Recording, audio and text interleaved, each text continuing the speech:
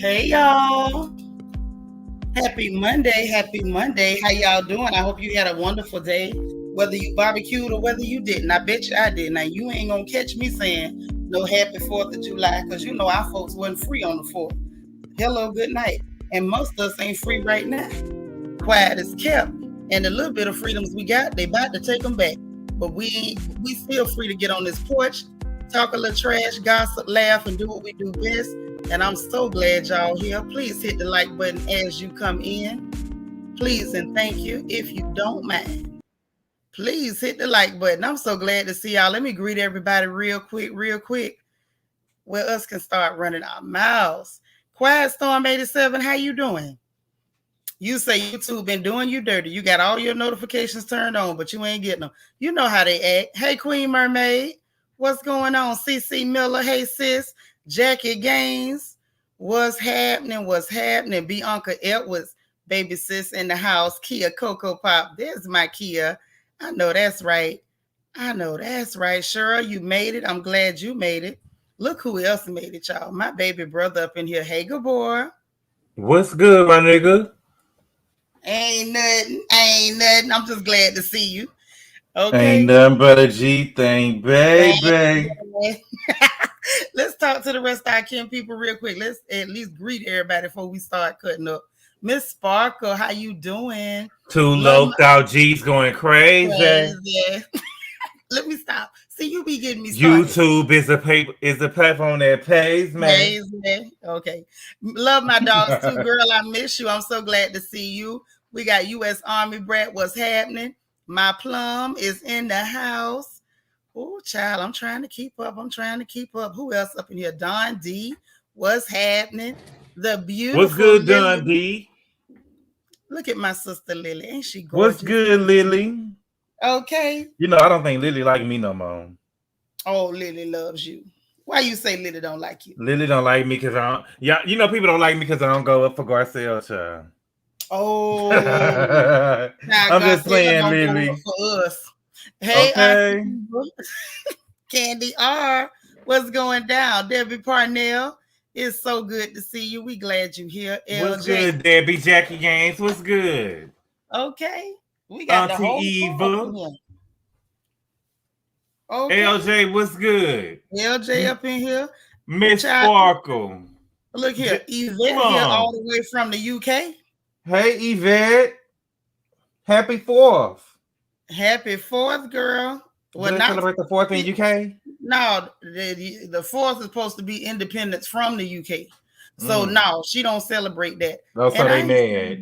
Either really. You got to be a bit happy 4th. Hey, Lisa Lee. And Lily say she do love you. See there? And I love you back. What's good, Lisa Lee? It's so good. All right. Loving somebody. When somebody loves you. Let me stop before we done got a copyright. You know how they be acting. Mm-hmm. Okay. Look, I'm glad you here because we got to talk about these people. It's some stuff going on.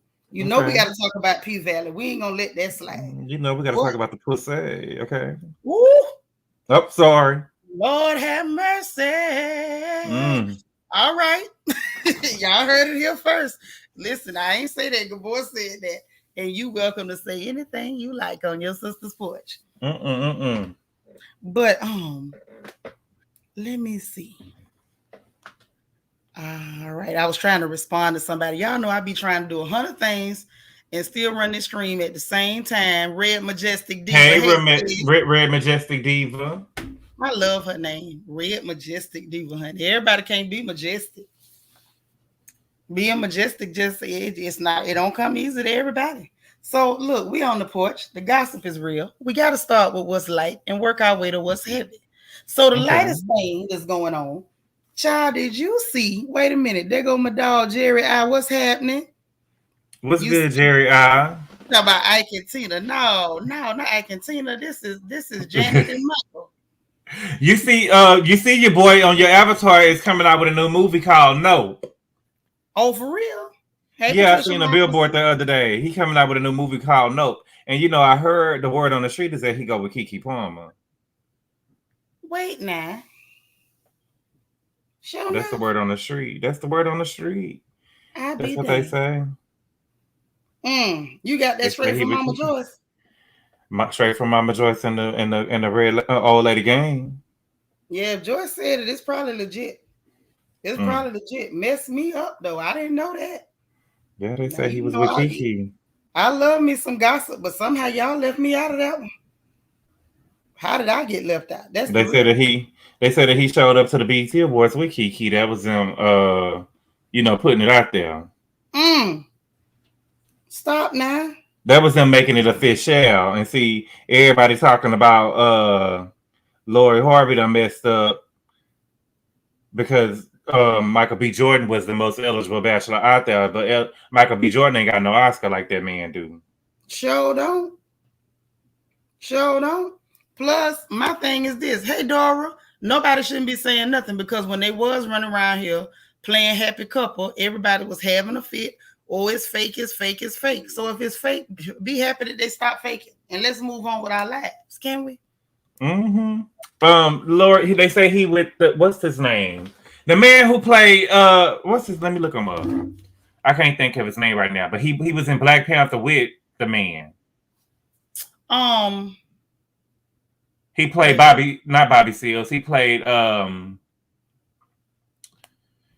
he won the Oscar for the Black Panther Party in Chicago. What's his name?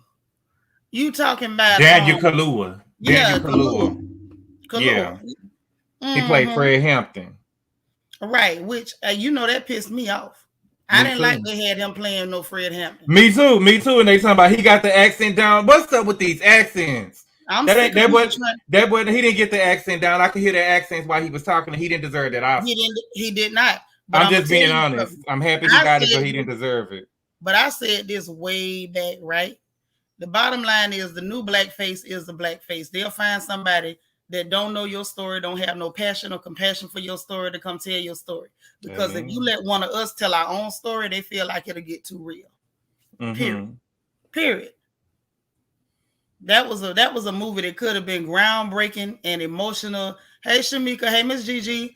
And instead, they went and grabbed somebody from somewhere else, not saying that he's not a good actor, not saying that he's any less black, but his black experience is not the same as the black experience here. He's not married to this place. He doesn't have any kinship or connection with it. There's no way he could really convey it in a realistic or believable way. And they do that so that way they still find a way to erase your authenticity. They'll grab somebody from somewhere else just to nullify your authenticity.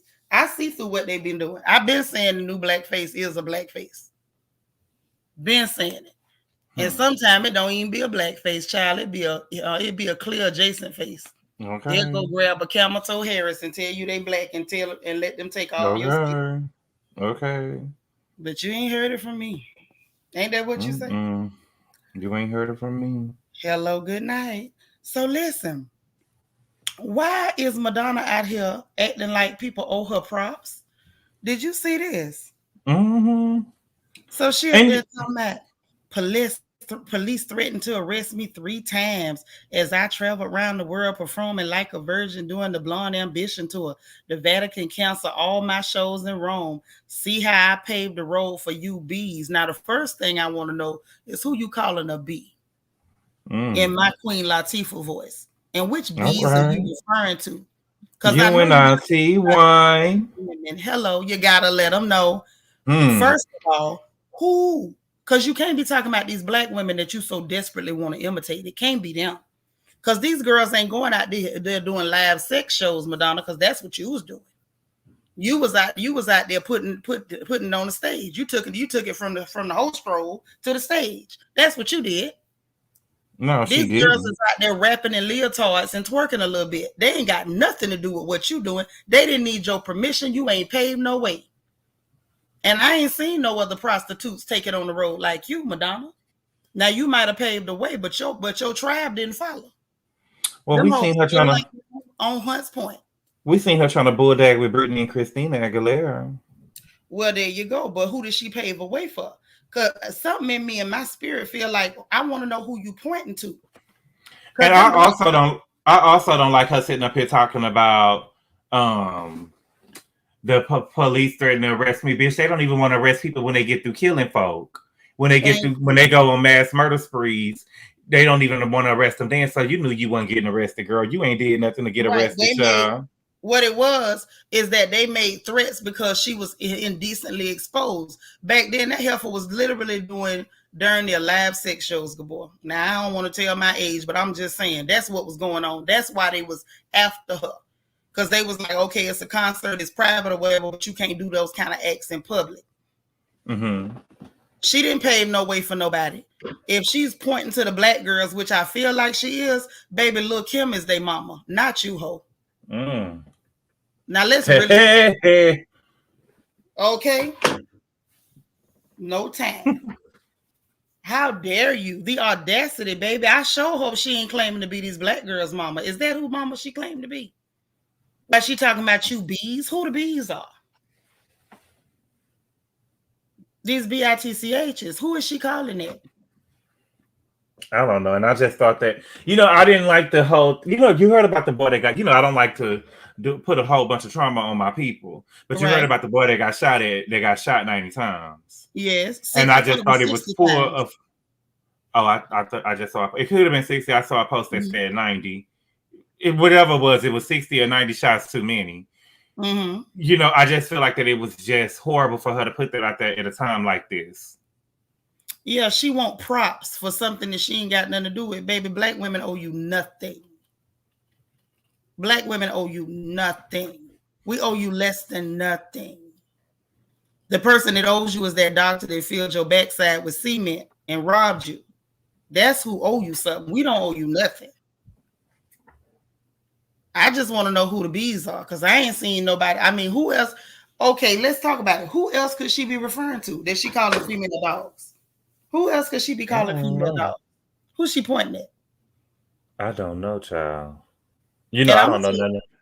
I don't know nothing about Madonna. I'm gonna tell you something else with her little stank self. Her old stank self, old stale stank self. I felt like, now mind you, it could have been planned in advance, and my baby girl said the same thing. I found it real funny and suspicious. You out here. Hey man, you already know what you about to say. I already know what you about to say. What I'm finna say. Because you know me. The bitch went out there with that. I'm sorry for cussing. That Saucy went over there and performed with her after he done disrespected our queen to try to get his self-validation. But at the end of the day, baby, Madonna ain't got no songs talking about no. That was Beyonce. So you can get up there and dance with Beyonce, dance with her all you want to, baby. It ain't the queen. Thank you. And okay, that's exactly what I was gonna say. I find it real funny. Okay, see, to me, in my heart, I feel like she pointing this at these young black women who are performing now. They owe you nothing. You paved the way for nothing. You opened the door for nothing. Stop it. You ain't got nothing to do with hip hop. Strike one was her releasing that embarrassing letter just because she wanted people to know that Tupac dug her out and then refused to go public with her. Baby, I wouldn't have told nobody that. I'd have took that to the grave. As Mr. said in Color Purple, the old daddy, you better not never tell nobody but God because it kill your mama. I wouldn't have told nobody that. Strike two was you jumping up on stage with Santana talking about a material girl.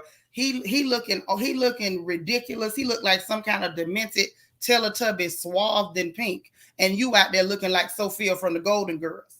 And I felt like you was doing that because that was your second thumb at black women. The first thumb at black women was that tired letter about Tupac. Because I felt like she wanted to let us know. See, he wanted me too.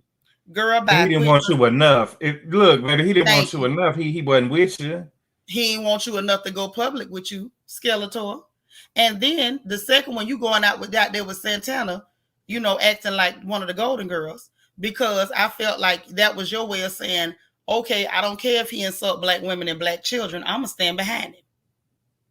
And now here you go again. And something in my spirit, Gabor, is telling me that she trying to talk to these young black girls. Out here do you think that she was trying to talk to Beyonce? I know she better not be because Beyonce ain't never did no live sex shows. Because I'll be on my way. Oh, she better be careful. That beehive dangerous. I don't want nothing to do with them people. I ain't never said nothing about Beyonce, but she got some nice wigs. It's Beyonce. She got some nice what? She got some nice wigs. Her wigs is nice. That's real hair, baby. She got wigs too, because I done seen them. Tina was doing her hair. I Maybe seen sometimes, maybe every now yes, and and when then. she wear them, they look good. I Mm-hmm. love a girl with a nice wig. I like Beyonce. Nobody can't tell me nothing about her wigs. Now, this Madonna, I don't know who she pointing at, but she might want to be careful. That's all I'm saying. I was like, wait a minute. I had to stop the presses. Good boy. I'm like, who's she talking to? Who is she calling female dogs? Look, Lily say the same thing you said. Hey, Lala. Lily said she thought she was coming for Beyonce. Might be now. That's what she was doing, Shamika. See, some of y'all too young to remember about this, but that's what happened.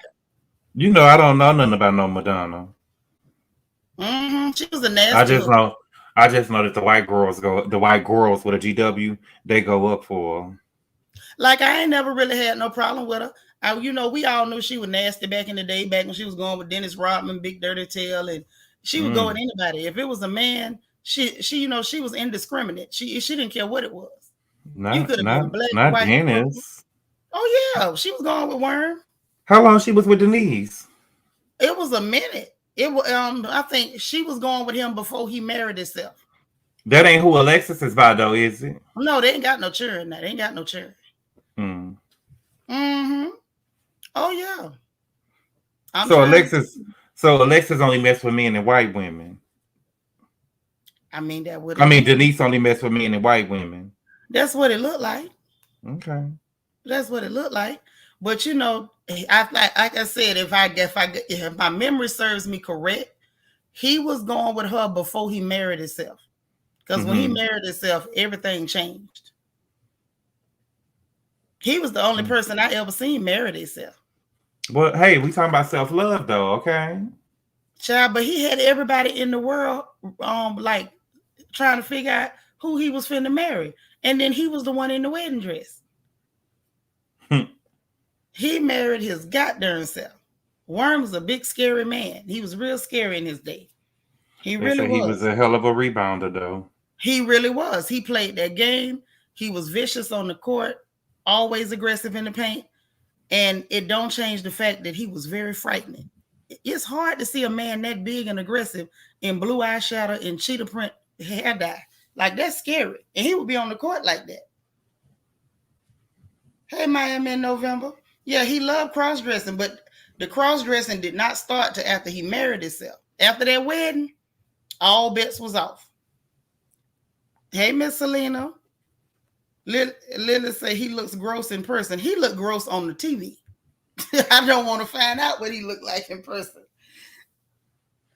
Yep, when she first started singing, she hardly had on any clothes. Yep, that's how she made a name for herself, Gabor. Because that's what they do.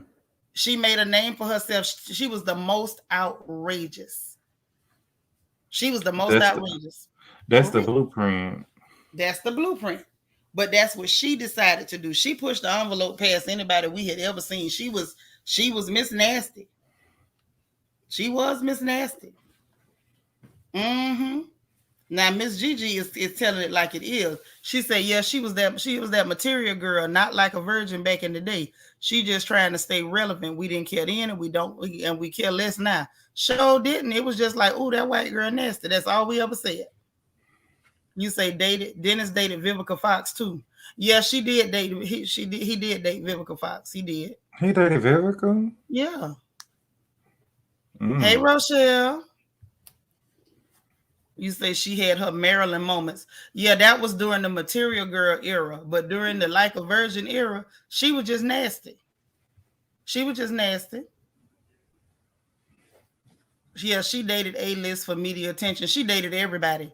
Everybody, including the animals in the barnyard. Everybody could get a free pass to Madonna's pocketbook. Now, let's just tell the truth, shame the devil. I just want to know if I'm asking for a friend, who's she calling the female dog? Well, me and Lily said she was talking to Beyonce. I don't think I like that. I don't think I like her taking credit for other people's work. Especially black women. I don't know how I feel about that. I don't think. Is she a vocalist? She really can't sing like that. She got famous from getting half naked, almost completely naked on stage in a pointy bra, grinding, humping, and simulating sex acts on the stage. Mm-hmm. That's how she got paid. And then once she had got, made a name for herself with all the controversies, screwing a million people or whatever, then, matter of fact, then she married Sean Penn. Like, she did a lot of stuff. She was trying to be social media famous before there was a social media. She created that buzz, and then she put some clothes on, and not before. Hey, Kobe Cole. What's good, Kobe Cole? Now, Kobe Cole told the truth the other day. Uh-oh. What Kobe Cole I say? listened to Kobe Cole say that Wendy let the people talk her out of her position. Okay, Wendy was okay with that man over there with Sharina and stuff. And once that man had that baby, until the people found out, and she done went and let the people talk her up out of her situation, and now her show gone, everything gone. You know what I'm saying? Yeah. She done lost everything when you was okay with it at first. And you done left him. He was the only person that knew how to keep you to where you needed to be. And now look at from them evil clear people too. And now look at you. Yeah, it's pretty bad. Kobe was speaking the truth. And look what Kobe say tonight. Kobe say, I still got the sex book. It still has OTS metal pages. Cost me $60 back in '96. Child, if you sell that thing on eBay, you gonna come up. What, Shamika? Did I say something wrong? No, she can't sing. She made her money being dirty. Dennis I'm so proud of myself. Film say Dennis didn't date Vivica. He just went to the Oscars with her. Fox confirmed this on her show. And you believe her? Vivica I'm so proud of myself, big sis. I had ripped my gym shorts. I got a pair of black Nike gym shorts. And they say thick thighs save lives. Amen. And so I don't know how I ripped them, but I just sewed them back up. Oh. Just now since live started. So now I'm tempted to believe that you didn't skip leg day.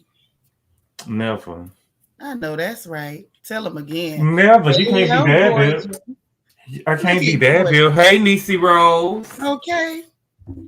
Madonna lip syncs with a terrible thin voice. Yeah, you don't need no voice when you ain't selling your voice. She was selling her tail. Say she got famous because she clear, and clear girls back then needed someone to idolize. Yeah, and they just needed the controversy, and she fed into the whole rebellious thing for the girls. Because remember, she had Papa Don't Preach and all this other stuff. It was just. She fed into the clear teenage rebellion and that type of stuff, and it worked for her. Listen, I'm not mad at you for nothing you did, girl. If you can get paid, young lady, get paid. But stop trying to point at black women. Like, leave us alone, girl. We ain't had nothing to do with you. And none of them chickens, giraffes, peacocks, and monkeys that climbed in and out of your pocketbook either. Nothing. Say she got famous doing R&B first, their usual formula. That wasn't no R&B. That heifer was barely holding a note, and then she started stripping naked. That's how she got Pink did. That's a Pink did. The Pink tried to do R&B, but it still wasn't R&B. Madonna wasn't even trying. She was just barely holding a note. Madonna had a plan called Strip Down. Where there you go. Well, we done drug her out. I just wanted to know for a friend who she was calling a female dog. You and Lily say it was Beyonce. I hope it wasn't, because the Beehive will come get her. Them people don't play. So I hope for her sake that ain't who she was talking about. But something in me said she was pointing to all these young girls that are in hip hop now, where you can't even call it hip hop no more. It's rap now. Ain't no hip hop artists left. It's hip hop. No, it's rap. They're rap performers. There ain't no hip hop artists left. Period. I mean, maybe Remy Ma, but I ain't gonna really push it with the rest of them. But I think she was talking to those girls who patterned themselves after Kim, and the younger ones who patterned themselves after Trina. I think that's who she talking to. And them girls don't have nothing to do with her. I just feel like Lord Lily say, let's go get her. Have mercy. Madonna. Look, girl. Angel. You so crazy. But listen, so now let's talk about this here. Y'all, look, I don't know how I feel about this, so I'm gonna reserve my comment. Did you see that Brittney Griner wrote a letter to Biden? Girl, you know I gotta talk about that tomorrow. Yeah, I seen that he wrote a letter to Biden. I just don't understand. I want my vote back. Yeah, y'all ain't had no business voting for him. See, I feel good because I know I didn't vote for him. I knew he wasn't to be trusted. Anybody that can give the eulogy at the Grand Wizard of the Ku Klux Klan's funeral is not getting a vote from me. I don't care. Anybody that referred to schools where black children was going to schools as jungles, I don't care. The fact that your voting record while you was in the Senate, while you was in Congress, was largely Republican and extremely racist, I don't care. I was never voting for him. I Because look, even though I don't agree with everything Trump do, baby, Trump did. A$AP Rocky wasn't in jail that long. That's all I'm saying. And he wherever they had him locked up at. A$AP Rocky, that's Rihanna's man, huh? That's Rihanna's baby daddy, right? Yeah. He was the one that was in jail overseas, right? Yeah, he was overseas. He wasn't in jail that long. He wasn't in jail for no couple of months. We've been talking about Brittney in jail since February. February, March, April, May, June, 5 months. Well, let's be honest. Biden can't get her out. He can't get out. Let's tell the truth. She over there with Pootie Tang now. You know them people crazy and they don't play. They don't care if you white, black. I'm surprised. I'm not trying to be. Let me not say that because that's too far. It ain't too far, but it's for my thinking. I'm surprised she's still breathing. I'm just being real. Well, they wasn't gonna kill her. You know what I'm saying? But them people is harsh. They harsh to their own people. I was happy to see pictures of her and that she was still. You know what I'm saying? I was happy to see the pictures of her going in the court and stuff. Now I'm gonna say this: I wasn't scared about her losing her life. Now she'd have been in the Middle East. I'd have been a little nervous. Okay. That's what I'm talking about, Lily. He didn't want his children at the black school and call it a jungle. That's what I'm saying. And people turned around and voted for him. And I was looking at black folks like, y'all tripping. Miss Gigi said that was a Russian ploy and plot. I don't believe she did that. Putin is using her as a pawn. Ma'am, she got herself in trouble before. Yeah, I believe she did it. She did it. She had that hashish oil. Hey, Maybelline. At the end of the day. People think, but did you read the letter? Yeah, I'm finna talk about it. Okay. Well, this the thing. I don't want that young woman to do 10 years over there, but stop going to other people's countries doing stupid stuff. Yeah, Trump would have got her out because Trump wouldn't have never went and picked no fight with Pootie Tang. Biden went and picked the fight with this man, knowing this girl was already in trouble, and then you sending money to the people that's fighting them, even though they losing. Of course, Pootie Tang ain't gonna do you no favors. You'd have left that man alone. You probably could have got a favor and got that girl out. You over there pissing the man off with your sanctions, ain't doing nothing but making him richer. And now ain't no chance in hell he gonna do you no favor and release this girl because he don't have to. You call in favors when you don't piss people off.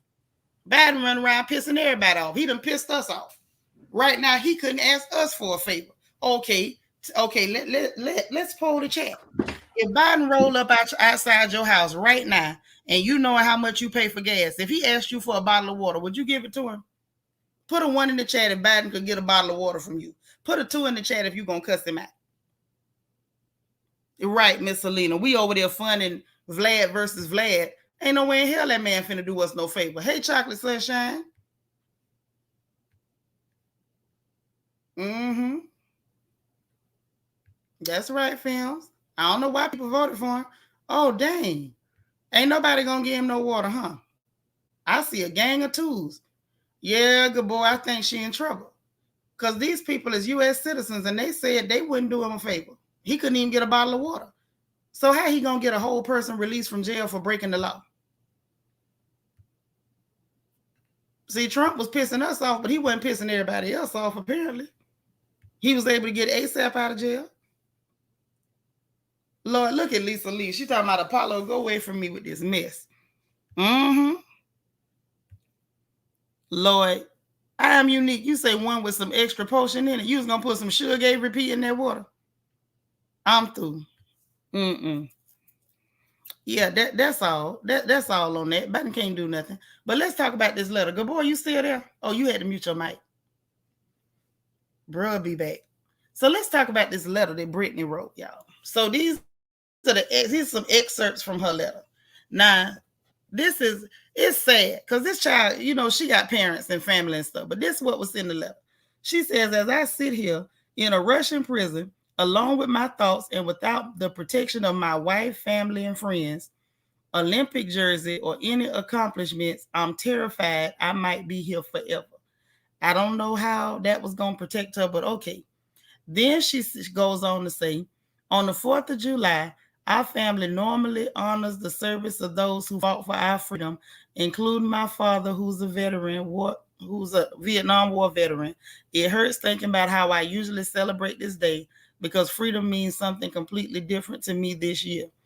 I realize you are dealing with so much, but please don't forget about me and the other American detainees. See, she ain't even the only American in jail over there. Hey, Antoinette. And please do all you can to bring us home. I voted for the first time in 2020, and I voted for you. I believe in you. I still have so much good to do with my freedom that you can help restore. I miss my wife. I miss my family. I miss my teammates. It kills me to know they are suffering so much right now. I am grateful for whatever you can do at this moment to get me home. Now, listen. Y'all, this is a sad situation, but I just don't understand. You say she's appealing to the government. She appealing to somebody with this letter. It's really sad. It's sad this woman in all this trouble. It's giving me privilege. The letter was giving me privilege. I got a lot of privilege from it too. Oh, you better say it. The way that she was giving, like, girl, that man don't care about all that stuff you talking about. He sure don't. What Jay-Z say? What Jay-Z say in the song of OJ? Still nigga. Yep. Rich nigga, poor nigga. Okay.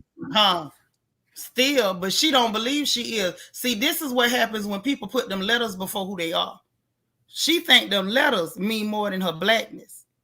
And when them people see you, man, somebody like Biden, he ain't finna go up for you because all he see is black. He don't see them letters. He don't care nothing about them letters, ma'am. Nothing. And I saw the privilege in there because that's why that first excerpt had me thrown. Because, like I say, I'm very sorry. Lord, love my dogs too. Say, I don't even like what she wrote. Me neither. No, she married to, well, she say I don't know if that's married or not. That just confuses me. But it's a black lady. The lady I saw was a black lady. You say they looking for a way to use her as a pawn. Who looking for a way? I think them people just said you broke the law here, no special privileges. But we don't care if we don't care if you're no basketball player. Right, because that's what I peep. Talking about without the protection of my wife, family, friends, Olympic jersey, or any. How is a jersey or accomplishment gonna help you? Like, did this baby think because you was an Olympian that you had like a get out of jail free card, you could get away with some stuff? Okay, Nisi Rose said I got embellishments from that letter. I'm sad that you in there because especially if your mama's alive, don't know mama want their baby in no Russian prison. Now let's just tell the truth, y'all. We know sometimes our children do stuff that ain't right. Okay. You still don't want them in no Russian jail. I'd be like, okay, sir, we'll keep her in jail. Can you transfer her to Louisiana or something? Like, do she have to do it over there? Can y'all get a prison transfer to the UK? Something. Even Australia. Ruby Rose says she said she got some embellishments. Lisa Rose says she got embellishments from that letter. I was trying to understand what you're trying to do. Like, if you gonna reach, it was like she was trying to impress something. I don't know. It was streaming privilege as I sit here in this Russian prison alone with my thoughts and without the prediction of my wife, family, and friends. Olympic jersey. What they got to do with it? That was her reminding him, I'm an Olympian. I'm not just a regular Negro now. I'm an Olympian. Or any accomplishments. And my accomplishments. Now, don't you overlook that. You know what that's giving me? That's giving me Sonya Strong Nose Ross and them 1 3/4 gold medals. Let me tell y'all what I told Big Sis the other day. I like, y'all know I know everything about track and field, okay? Mm-hmm. And so I was over on a YouTube channel where they talk track and field a lot. And so the guy who was interviewing, the guy was basically his daughter was at a track meet. Sonya Richards was there, and he sent pictures of him and Sonya, the daughter and Sonya. And so Sonya ended up calling the man on FaceTime, and they was FaceTiming. And I wrote in the chat, y'all, Sonya over there on Real Housewives of Atlanta bragging about 4 gold medals and 3 of them was relays, and everybody died. Because it's true. Because they know, girl, you only got 1 gold medal. You over here talking about I'm a 4-time Olympian, girl. Girl, look. Goodbye. 3 of them was relays, mama. I told you what the problem is. She probably one of them people have a hard time multiplying fractions. That's all. She didn't know how to do 1/4 times 3. Now in 2008, was it 2008? 12? No, in 2004, you got it was in 2008. You got, was it Monique? Monique was in 2000 and one of the years. You got the baton in second place, and you did get us in first to security because she ran anchor off 3 times. Okay, she ran the relay. Okay, Now one time she did come behind. Russia was in first, and we was in second, and she did beat the girl when it crossed. It was in 2008 because we had a Bad Olympics that year. You did beat the girl to the line. Okay. So you did get us in gold, but baby, we're not gonna deny those other 3 people that was on the relay now. Yeah, because had they not done their part. You running anchor, it's no way you can close that much distance if they hadn't already put you in position. You dig what I'm saying? If the third man was that far behind, by the time they handed off to you, you would have had to close and try to get in front of all them people. Like, they put you in position to win. Like you say, you can't deny the first 3 people that ran the first 3 legs of that relay. You just can't. Even though she running around, I got 4 gold medals. I mean, girl, you got 1 3/4 gold medal.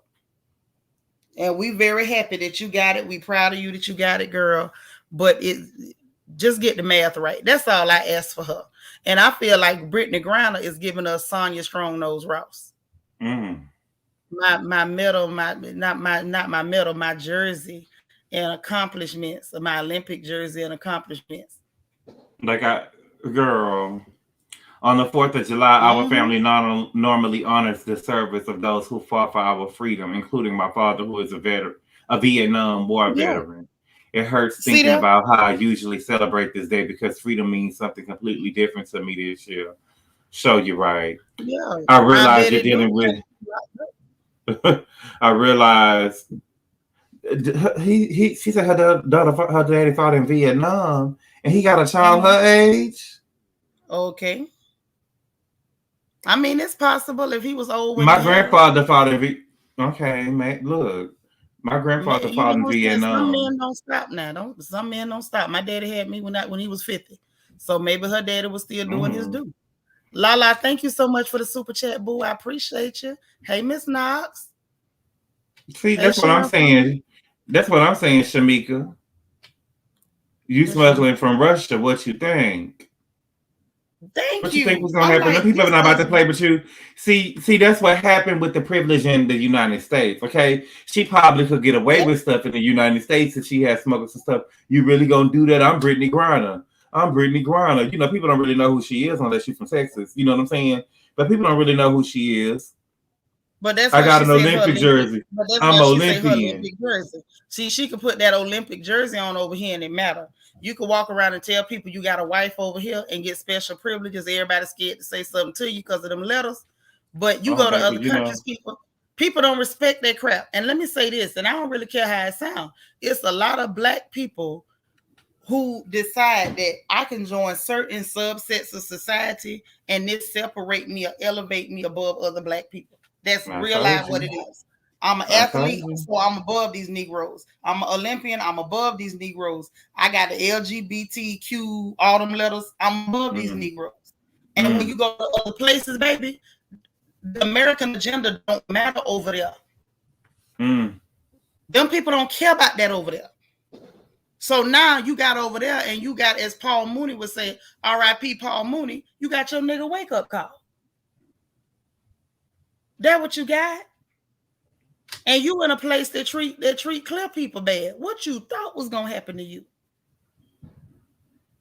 Them people don't care about you. You can be clear. Go to jail in Russia, see what happens.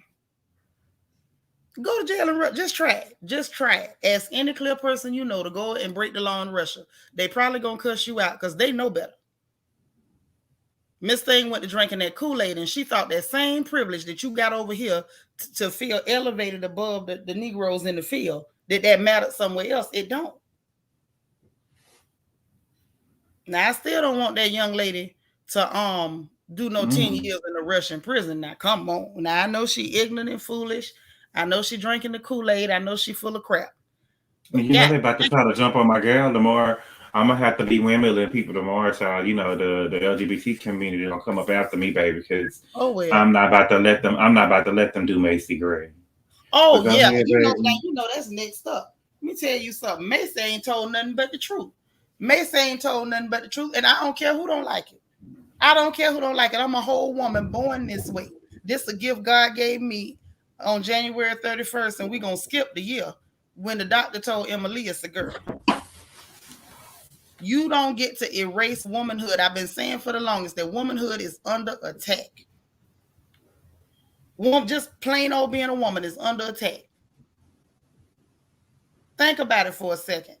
When a woman or a person, I'm not gonna say a person, when a woman is born female and she decides to be a trans man, trans male, I don't know the lingo or exactly what it's called. Is it trans?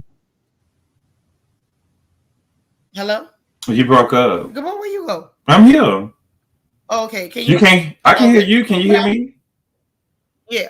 So what I'm asking is like, my bad. So when a woman is born female and decides to be a man, that's called a trans man or a trans male? A trans man. Trans man. Okay, cool. So now think about this for a second. When a woman becomes a trans man, the bitch nigga. We don't hear that part, but we don't hear about men, them trying to erase men. We don't hear about, oh, we coming in your bathroom and you know we gonna join your sports and you better change it to fit us. Like none of that happens.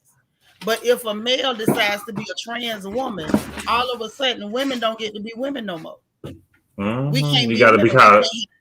We gotta put cis in front of your name. You gotta put cis in front of you. Yeah, I don't agree with that.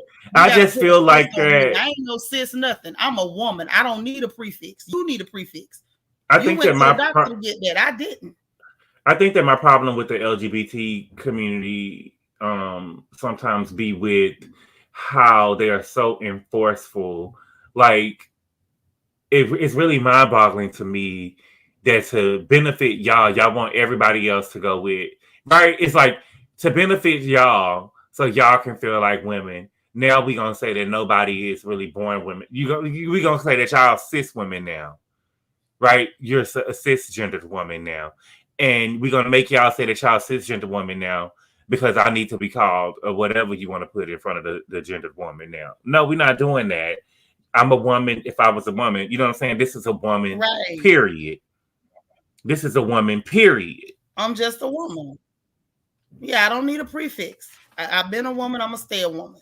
But it's an attack on womanhood because they're not doing the same thing to men. You hear people say cis male or whatever here and there. But when it comes to women, they're trying to force and enforce that.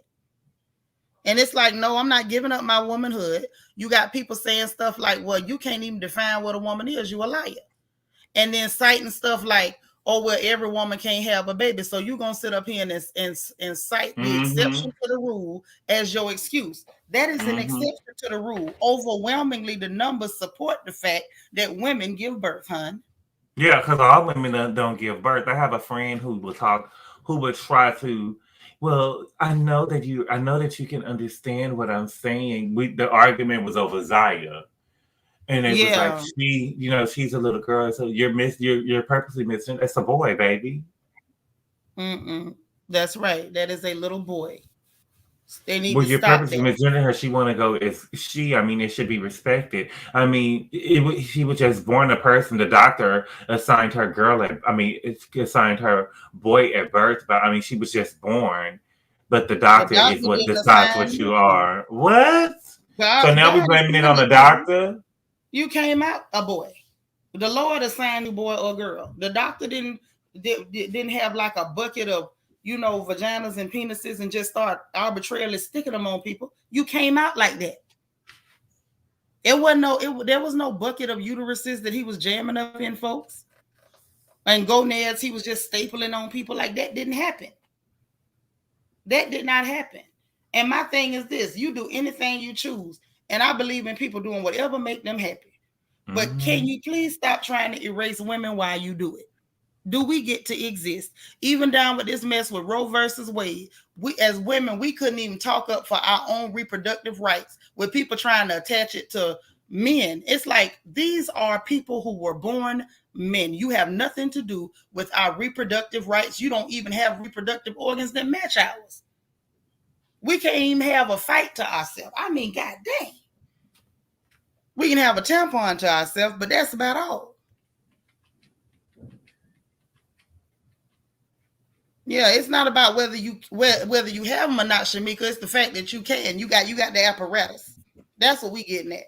And just because we're born women, we don't have to allow ourselves to be victims of, dare I say, misogyny, because that's what it looks like to me.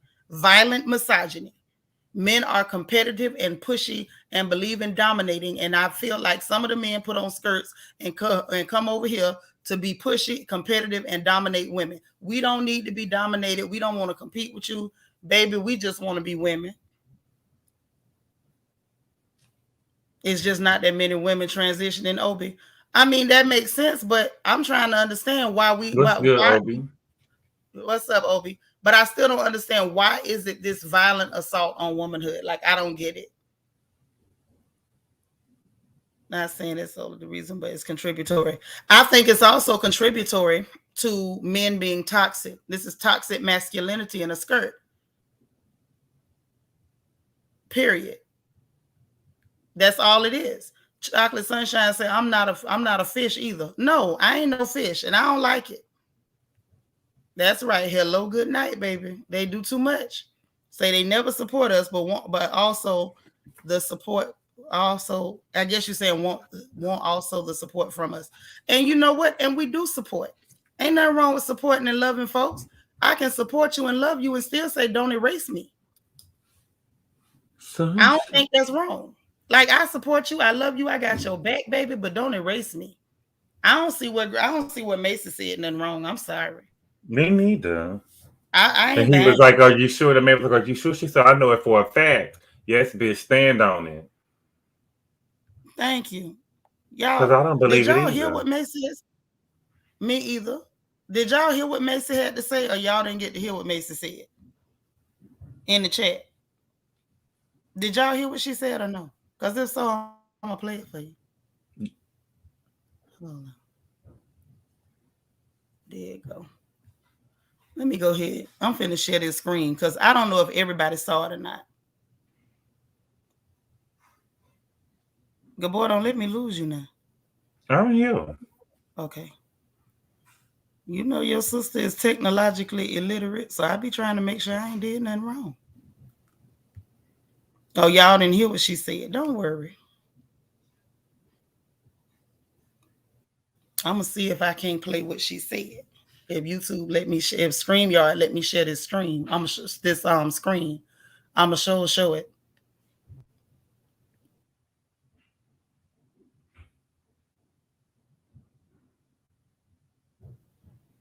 Now it moved over like it's gonna pop up, but then it didn't.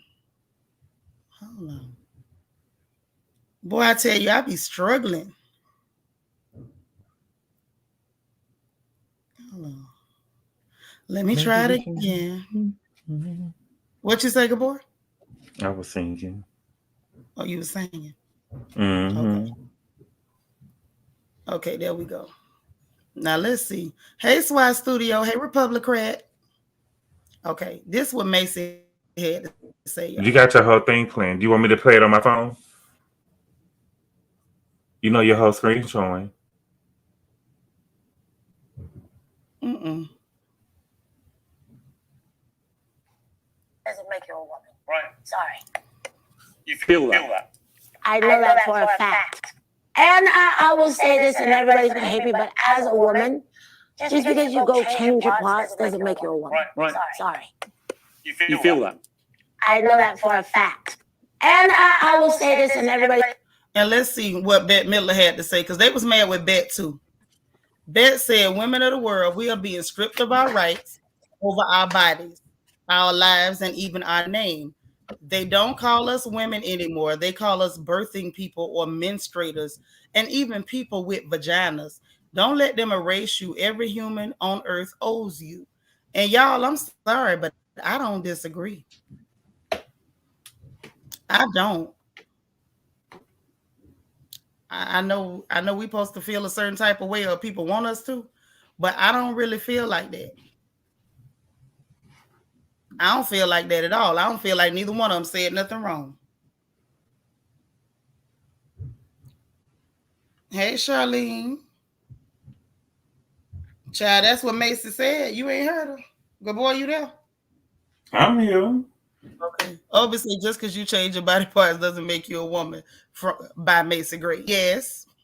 Lord, don't. Yeah, I think that he was trying to... Go ahead. Oh, you missed my singing? Mm-hmm. You know, I got a voice, you know. Okay. Like, I wasn't ready. Catherine Bennett say birthing people. Uh-huh. I ain't never heard that one before. I've heard that ignorance. Yeah, Miss Knox, he talking about you feel that way. She said, I know it for a fact. And that's what I look for. Yeah, me too. I know it for a fact. And we got to stand with them. Okay, clearly, I'm going to back on that one. She ain't said nothing wrong. Nothing wrong. Bette Midler ain't said nothing wrong either. Like, God darn, we can't even call ourselves women. But men can still call themselves men. That's why I feel like this ain't about no LGBs and X's and Y, well, all them letters. This is about women. Like, men really, I won't say all men because that's ignorant, but the majority of men seem like they really got a hate on for women. If we're not as Black women trying to dodge dustish Americans or trying to dodge violent predators like R. Kelly, we got to try to dodge the police because they'll gun you down and ain't nobody going to protest for you but your sisters. And then women in general, you got to dodge the Supreme Court because they don't want to help you protect your uterus from misogynistic men and state government. And now you can't even be a woman because a dude done put on a skirt and told you he's a woman. Like, I don't understand. I'm a woman too. It's like you can call yourself that, but I don't have to stop calling myself a woman because you want to be one. Hell, we can go shopping together. Ain't no problem, but can I still stay a woman? That's all I want to know. Lala say Betty Mason told no lies. We under attack, and anyone who doesn't see it is simply because they refuse to. Right, and they probably some of the same people attacking our womanhood, the ones that's pretending they don't see it. Hey, Republican, say you what Elohim made you regardless. You better say it. Hey, SFF. Deandra says she simply stated the facts. It's true. It's true now. Kobe Cole said when they started co-opting female hygiene products. Yes. I was like, so we can't have a feminine symbol on some tampons? Who else is bleeding? Man, why are you bleeding? I had so many questions. I ain't gonna lie. Now I'm open-minded. I feel like I'm hip, but they lost me on that one. And I was working at a prison. They lost me on that one. I said, well, who was bleeding? And do that work? You stop, Seanitra. I'm just saying I had a lot of questions. Hey, African Violet. Listen, that's where they messed me up. I ain't lying, boy. I ain't know what to do after that one. I say so no feminine symbol on feminine hygiene products? You don't have to be in love.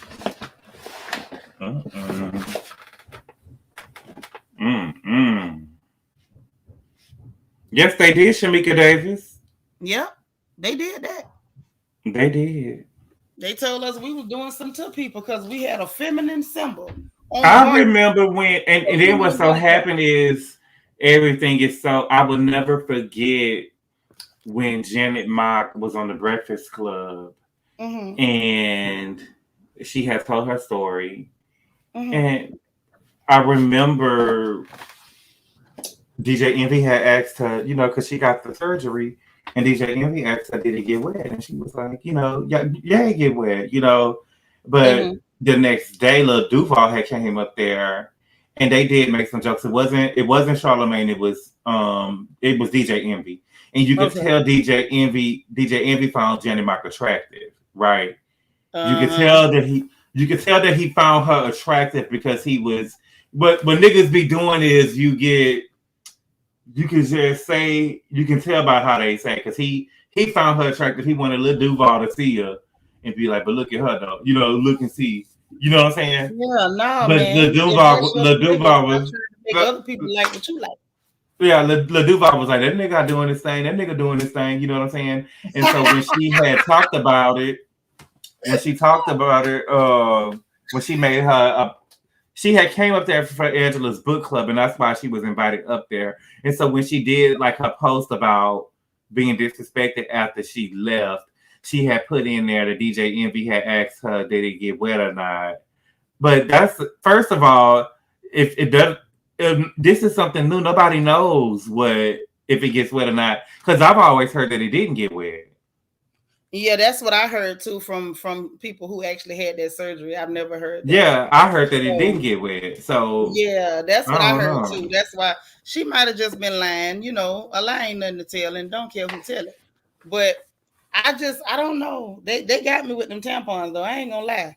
Like I be down for a lot of stuff, but the tampons, you know, that threw a girl. I ain't know what to say about that one. I say, well, I mean, if you say so. Only thing I ever seen a man use a tampon for was if somebody punched him in the nose, and it was to stop your nose from bleeding. I ain't never, ever. And I done seen some stuff. But that one, I wasn't ready for that one. Messed me up. And they gonna both go out their way to being women. Yes, that's what I'm saying. How very masculine of you. Include me. I'm a woman too. Yes, you up here, you know, you gonna He-Man your way through womanhood. Come on now. You say you's a girl, act like it. Because you over here acting like a man. Women don't do all that. I'm just saying for the record. Now, why are we talking about what's on the record? Well, there's a Cyclops by the name of Fetty Wap out here slapping women. You know about that? Yeah, he out here slapping women. Now, I want to know if this lady gonna sue him. I thought you had seen that, which is why I had brought that up. Is he still famous? I don't know if he's famous, but he's slapping people, and he ain't grew that eye back. Now I just felt like, you know, it was interesting to me. First of all, your depth perception got to be off. Maybe he was aiming for a dude. Is it possible, maybe, that he didn't mean to hit the girl? He was aiming for a dude. Because he slapped that girl. It's on tape. It's on tape. Lord Lala say the He-Man Woman Haters Club in real life. For real, for real. You thought it was a dude? No, that wasn't no dude. He hit a girl. Him hit a girl. I'm going to show you. Just give me 1 second. Speaking of he hit a girl, let me look at this outfit this man got on, child. Because I know I don't see no nigga on here running track dressed like FloJo. I'm through. Let me see. Please tell me you lying to me. Oh, no, I'm not, baby. This man is out here dressed like FloJo. Oh, Nike. Why did y'all do that? Oh. Well, let's look at this clown slapping this woman, because it's on tape, y'all. It's on tape. I didn't make this up. And then I'm interested. The dude dressed like FloJo? Yeah, he dressed like FloJo. I mean, maybe that's his shero. FloJo was that girl now.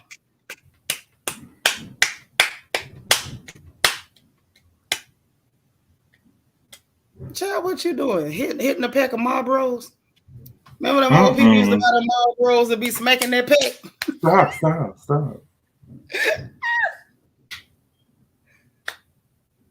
Oh.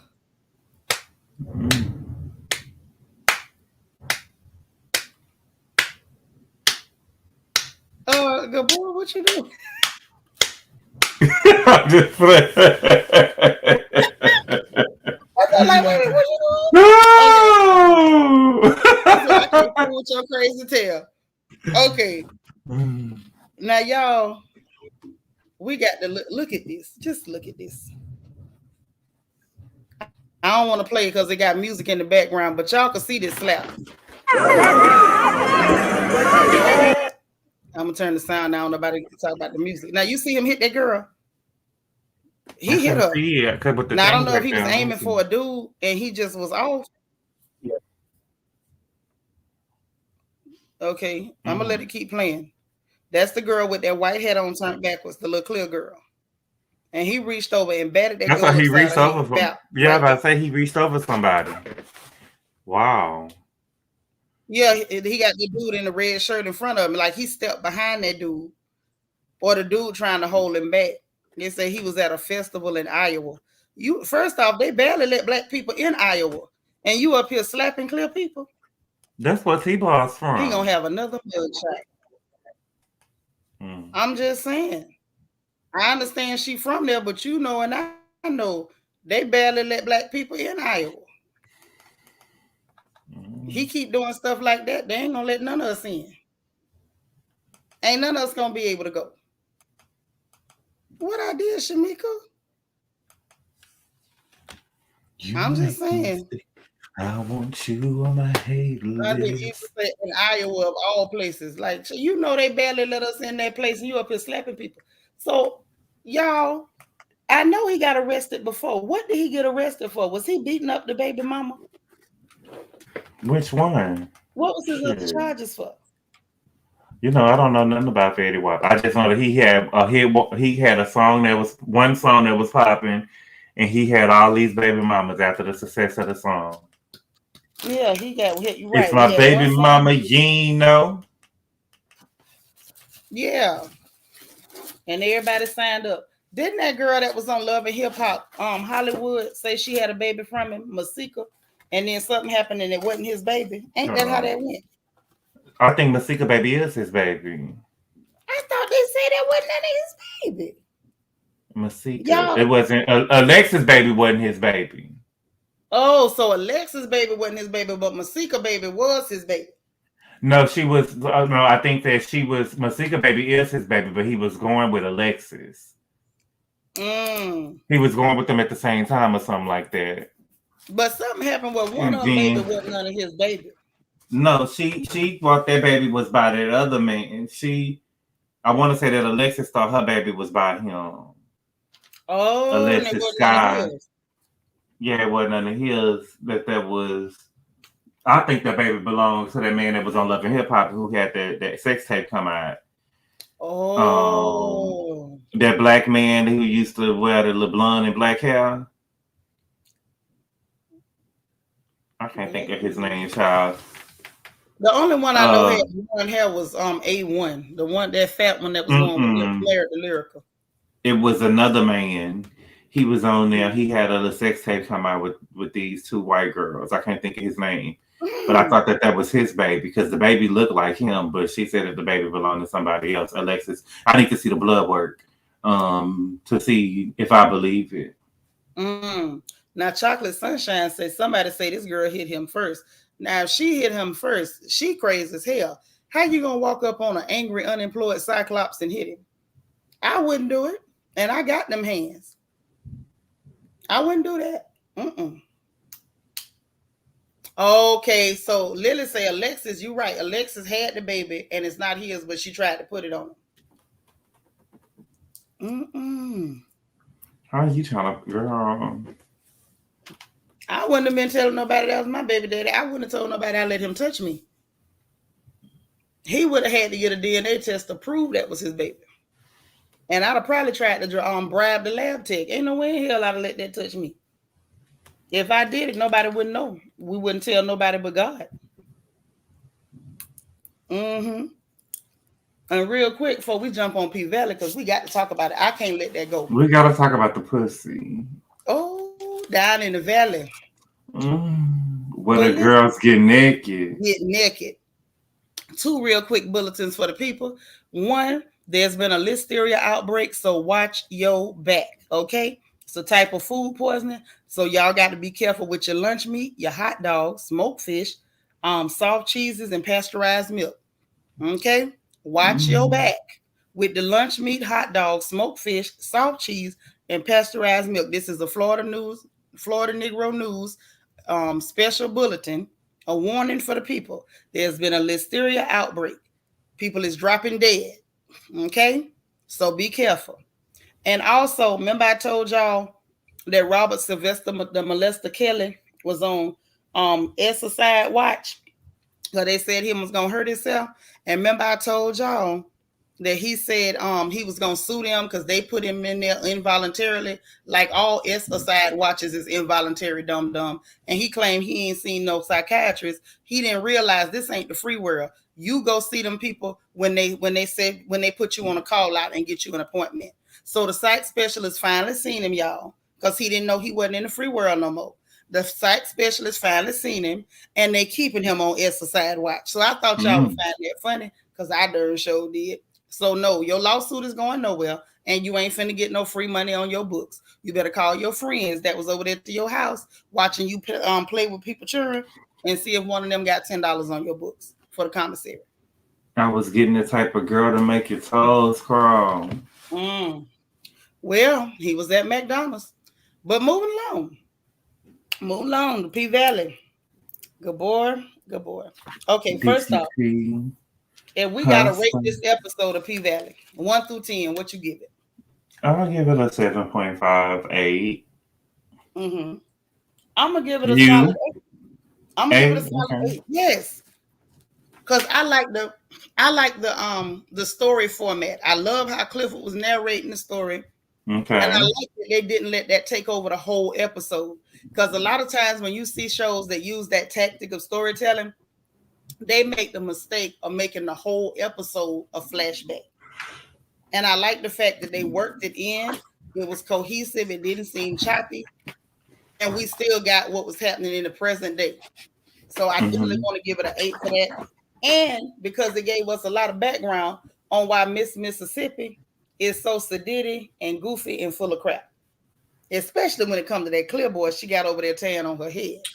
Yeah, like I see, to me, like I said, I personally think that, like I told you earlier, I think that people fell in love with Miss Mississippi by what she do on the pole. Okay. Not really the character. Like I said, I think that I was telling Seanitra earlier that I think that the girl who plays Miss Mississippi is not right for the role. It'll be like, what's good, Escrow Marty? I just wrote you on Twitter. Well, I just added you on Twitter. But I think that Mississippi playing that role is just like trying to get Kerry Washington to play Yvette and Baby Boy. You know what I'm saying? I don't think that it matched. So I think that it's good that the writers knew that she didn't have it. She didn't have the edge in her like the other girls. And see on the show and made this storyline for her. But now I'm gonna tell you like this. I feel like, if I gotta guess, my opinion, I think that she's perfect for the role because of the character that she's playing. I think that by Katori Hall taking her time in developing these characters, it's like she'll give you a character that make you feel some type of way, and you don't know why that character make you feel some type of way. You might not like certain things about them, but by her, using like a slow burn to build the characters up and peel back the layers on them, that it starts to explain why. Because in real life, that's how it be, right? You meet people, it might be co-workers, whatever, and they might make you feel some type of way. You might like a person, dislike them, or whatever. But whatever it is, you really don't know why that person is like that until, time got to go by and you slowly pull back the layers and you like, oh, that's why you like that. And I think anybody else playing that character it wouldn't have went well. Like you couldn't really get a hood chick or somebody who comes off more urban or project-ish to play that role when she came out of a household where your daddy wasn't broke and it was a middle-class Black family. Like that wouldn't fit. That would be like somebody telling my story and trying to get a hood rat to play neutral. Like it wouldn't work. So they had to almost find somebody that was this like wild juxtaposition or wildly different than the environment she was in. And it does look goofy, like play acting when she's trying to fit in with these people. You know what I'm saying? It's kind of like she does her thing on the pole. Like we all know it's a body double, but this character that's able to do her thing on the pole. But when she's trying to interact and have interpersonal relationships, the only time she seems like she's natural is when she's talking to the likes of Gidget. Mm-hmm. And it's like, I don't know. I feel like this episode explained why it was all that, it was so off. Like why this girl is so off with everybody. To me, I felt like it explained a lot. It explained the colorism. It explained everything. So, okay. I know we already talked about the show, but let's really dig in. What's your overall assessment of her stepmama? I think she's a colorist. Mm-hmm.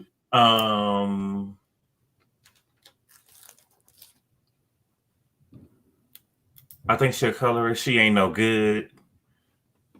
And I don't know. It ain't even really the stepmama. You know what I'm saying? Because women act like that. Not women. Some women act like that when the father is not really involved. So it's up to the man to make sure when you're in a blended family like that, that your children are being taken care of and they're treated correctly. Mm-hmm. That's true. I just meant like the character herself. Like, I mean, she played a good role. Yeah, she played. She was believable. She was believable. Definitely believable. My assessment of that character, like if she had to stand alone, what I saw was she was colorist. She was comfortable being fetishized. She was all set to make sure that her daughters were fetishized. And she wanted them to be, viewed and valued only for their features, their complexion, and their hair texture and length and all that crap.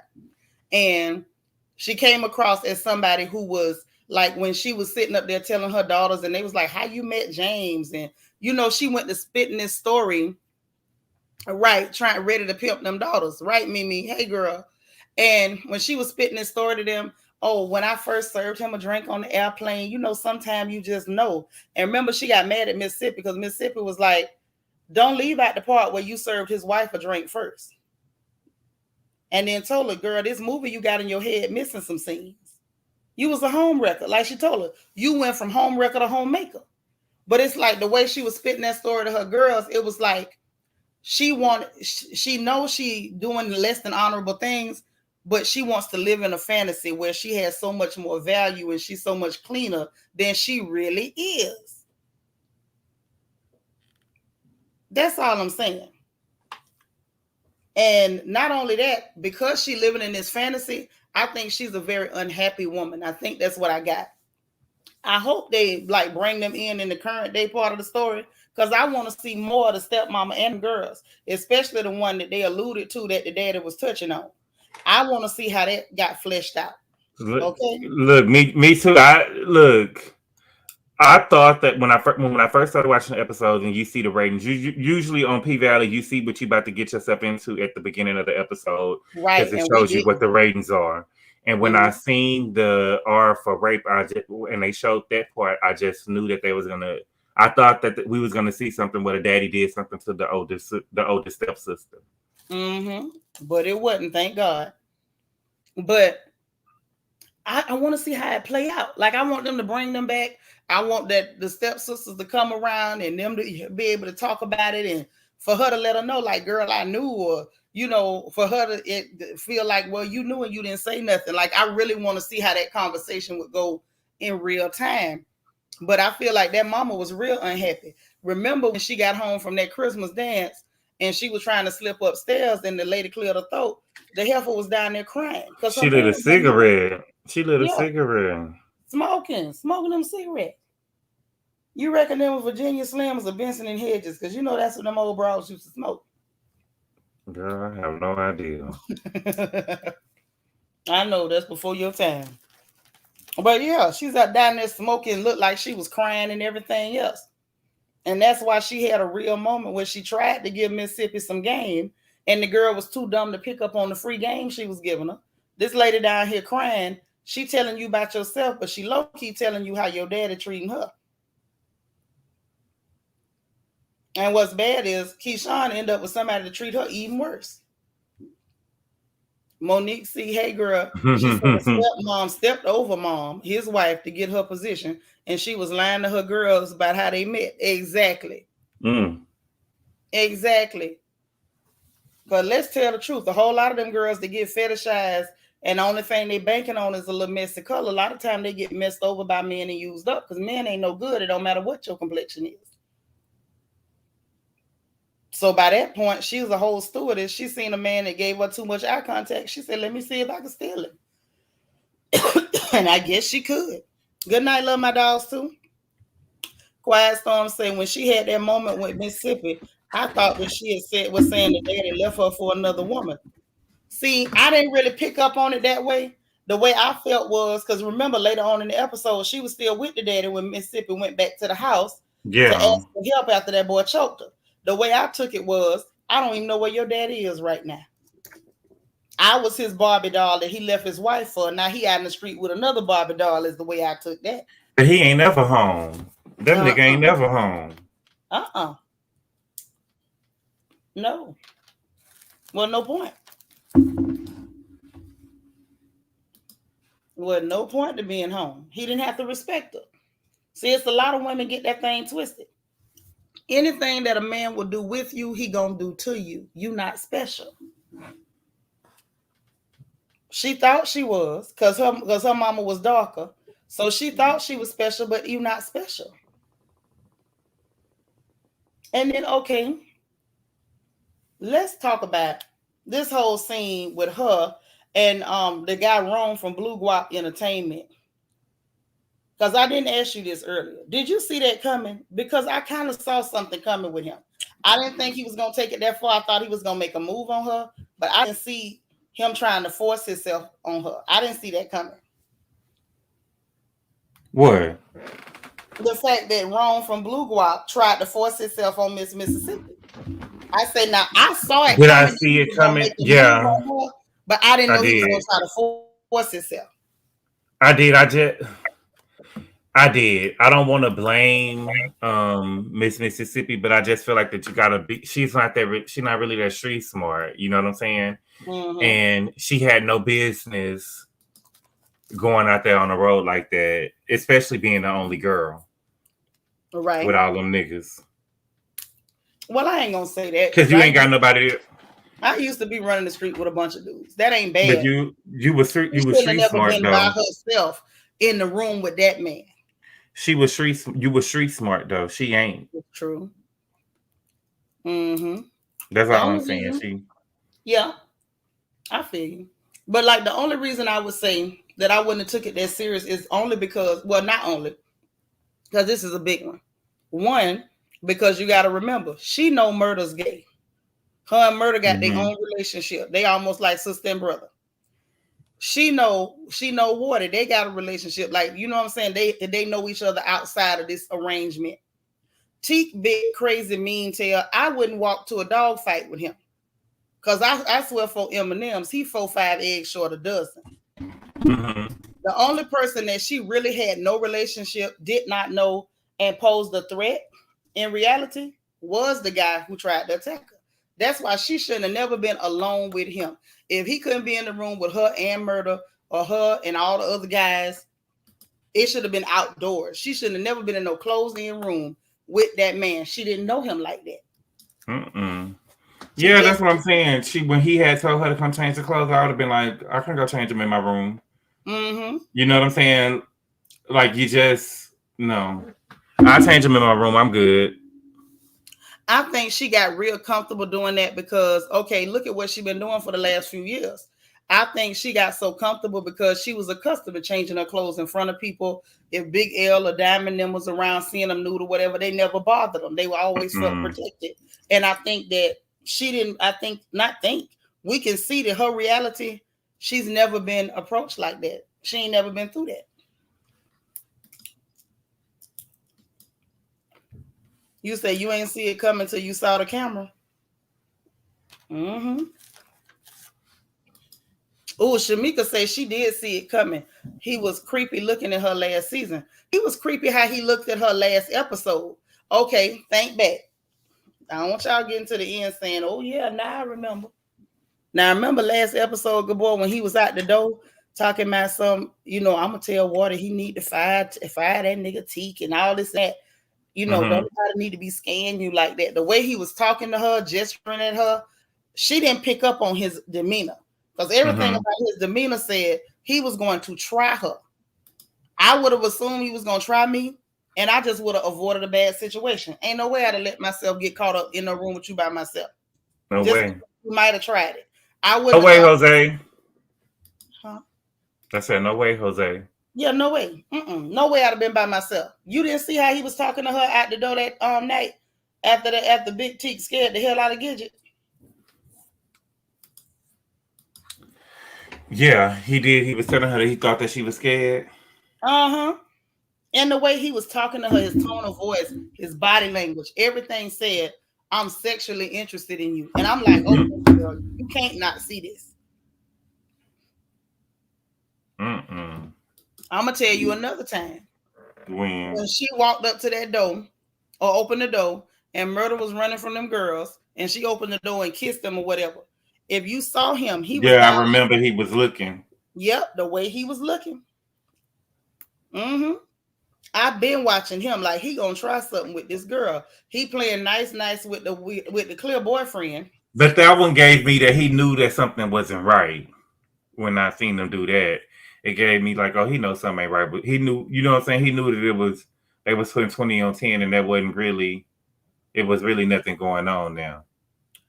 Yeah, I thought about that too, because remember that other dude that Murder had swung on was there that night and he made that comment to him.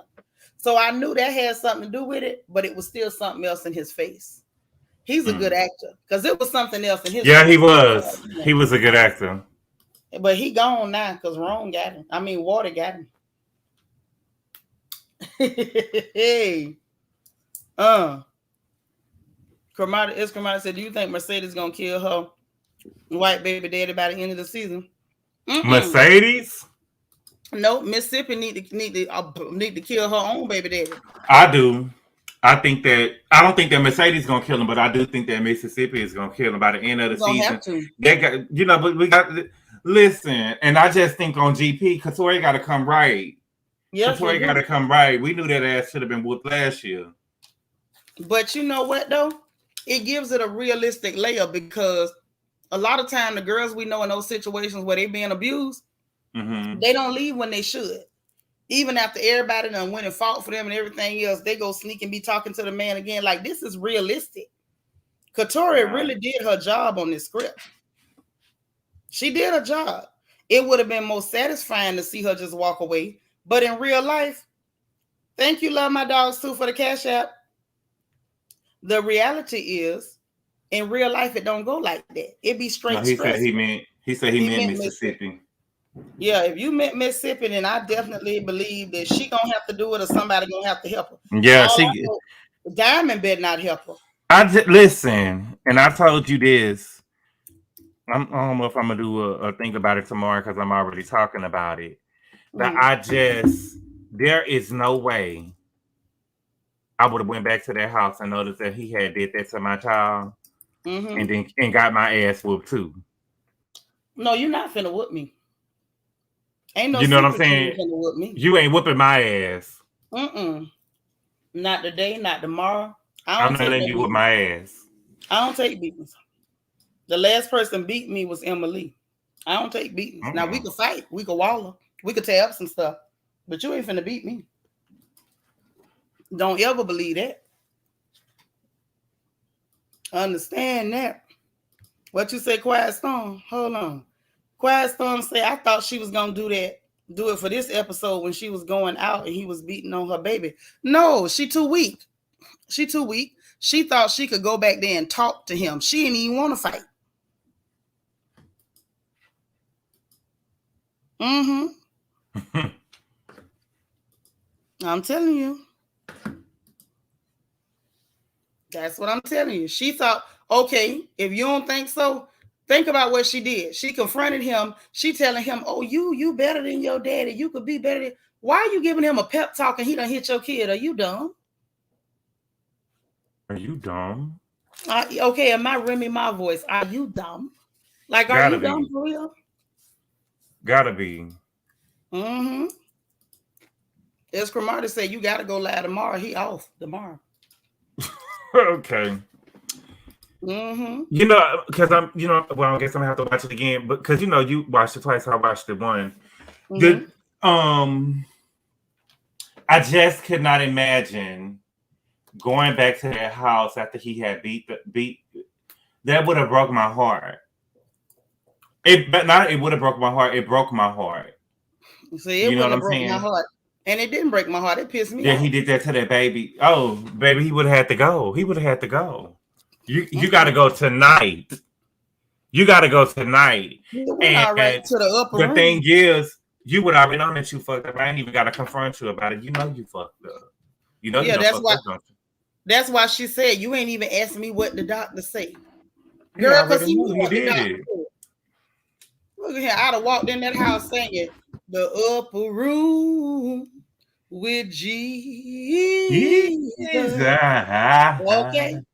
In the upper room, talking with my Lord and your God. Oh, baby, I'd have sent him to see the king. Take me to the king. Oh, he'd have went. He'd have been, listen, he'd have been walking up the King's Highway. Ain't no way in hell. You done beat my baby, dislocated an elbow, bruises all on his back, and you think you finna be walking around threatening to put an iron in somebody's face? Listen here, I almost said the wrong word. Clear boy, please. I'd have did something to him that the Lord and all the angels wouldn't have understood. I promise you that. I got references, honey. You can ask questions about me. You better not pinch one of my children. Can you imagine? She talking about you can beat on me, but not my children. You could beat on me, girl. Not you could lean on me. You could beat on me. No, you can't beat on me. Hey. I remember when I was, girl, let me be quiet. Yeah, no, ain't no way. Ain't no way. It can't happen, Captain. Yeah, God ain't, listen, the Lord ain't made the man gonna whoop me. He don't exist. Needs to say I would have quickened his appointment to see his maker. You ain't lying. Got him an express ticket on the megabus. Quiet Storm say at the very least would have made a pot of grits. I ain't got time to heat up no grits, no fish grease either. I'd have came in that door already with a weapon. I wouldn't even brought that baby back to that house unless I was planning to play dumb, let him leave, quietly move my children, and then come back and handle him in the middle of the night. See, that's the type of man you set the house on fire and you wait outside with your pistol. That's the type of man you handle like that. Escamada said, yeah, it would have been like enough. Mine would have been like enough. Escamada say what? Escamada say, see, if I was Mississippi and too scared to confront him, I'd be poisoning his drinks and eye drops. Yeah, them eye drops work now. Yeah, no. Listen, we would have had to. I would have went to the pain. Clifford to help me. You ain't lying. You ain't never lied. Hell, she better apologize to Diamond. Maybe Diamond put a writ on him for her. And my whole thing is, where is your strength? This man was about to burn your face. And you just talking about anywhere but my face. Are you mad? Are you mad? Are you a mad person? Are you okay? And I just thought that we was about to see a fight back. You know what I'm saying? Mm-hmm. I just thought that we was about to see her find her shrink. Like I finally fought him and I won. She wasn't gonna she do didn't it. give me that. It ain't in her. She ain't give me that. And see, this is my problem, right? Yeah, I don't deal with them domestics. And you came in there without a gun? Baby. If you know you can't beat him, if you can't beat him one way, beat him another. But this is my problem, right? My problem is this. He too cocky. Mm-hmm. The fact that he actually left that house after he beat her like that, and you done beat her baby, you left her alive, left her breathing, and you left the house, you too cocky. Ain't a man alive that know me would have left me alive. If you wasn't ready to dead me right there, you would have never had the nerve to leave me sitting there. Because common sense should have told him, if I leave this house right now, this girl finna plot up everything she could do to me, my mammy, my daddy, everybody look like me in the tri-state area. Ain't nowhere in the solemn hell that you better beat me, let alone touch my children and leave me alive. Unless you trying to, go see the king.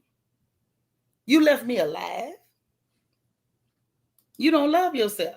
He was too cocky. He's too cocky because she been letting him beat her and she's still coming back. Not only beat her and coming back, like I told you earlier, the fact that she'll take a beating and then draw a firearm on the person defending her. That's why he's so cocky. He feel like she a good little trained dog. You a good little trained dog. I'll beat your children and you ain't gonna do nothing. That's crazy. So you touch me, I'll hold my peace and you'll be still. Amen. Oh, girl, that's in the book of Nigalations, ain't it? Queen Mermaid said, I thought maybe she was using reverse psychology, hoping he leaves so she could run with the kids, but probably not. Child, please. Baby, look here. My churn, if I was there when he got back, my churn wouldn't be. And I bet you I'd have turned that breaker box off. He'd have came home and that house would have been pitch black. And I'd have been waiting with a skillet. Cast iron, please. Escamada says it's probably going to take that man to get the courage to confront the clear boy, which would be basic script writing, in my opinion. Yeah, I hope Water don't have to confront that man for her. I hope what I feel like gonna happen. This is my prediction. Y'all put y'all prediction in the chat. I predict that she's gonna run back to Clifford and them, crying, snotting, face swole up, begging for help, and they gonna help her.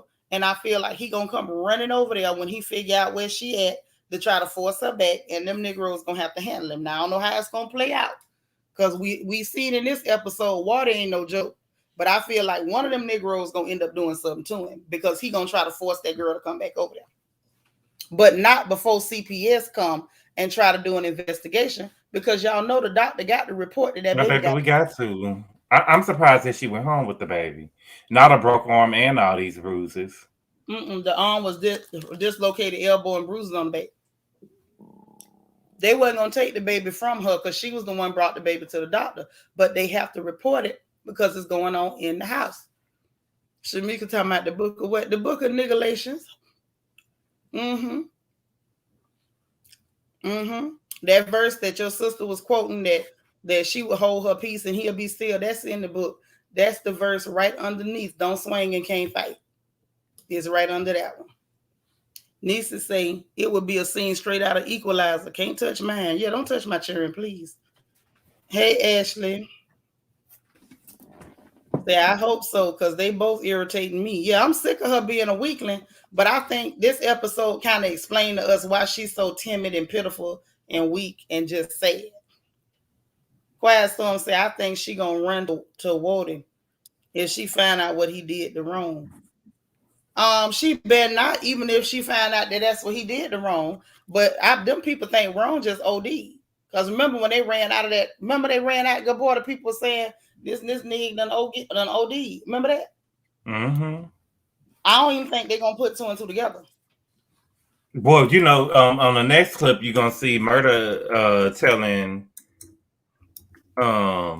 Wody, you really, you know what I'm saying, sure and positive about what happened to him, what you know. Yeah, like how you nigga don't worry about that. Right. What he better be happy about is that Water had already told DJ Never Scared that he could do that feature. because this tour thing done. So go do the feature. Mm-hmm.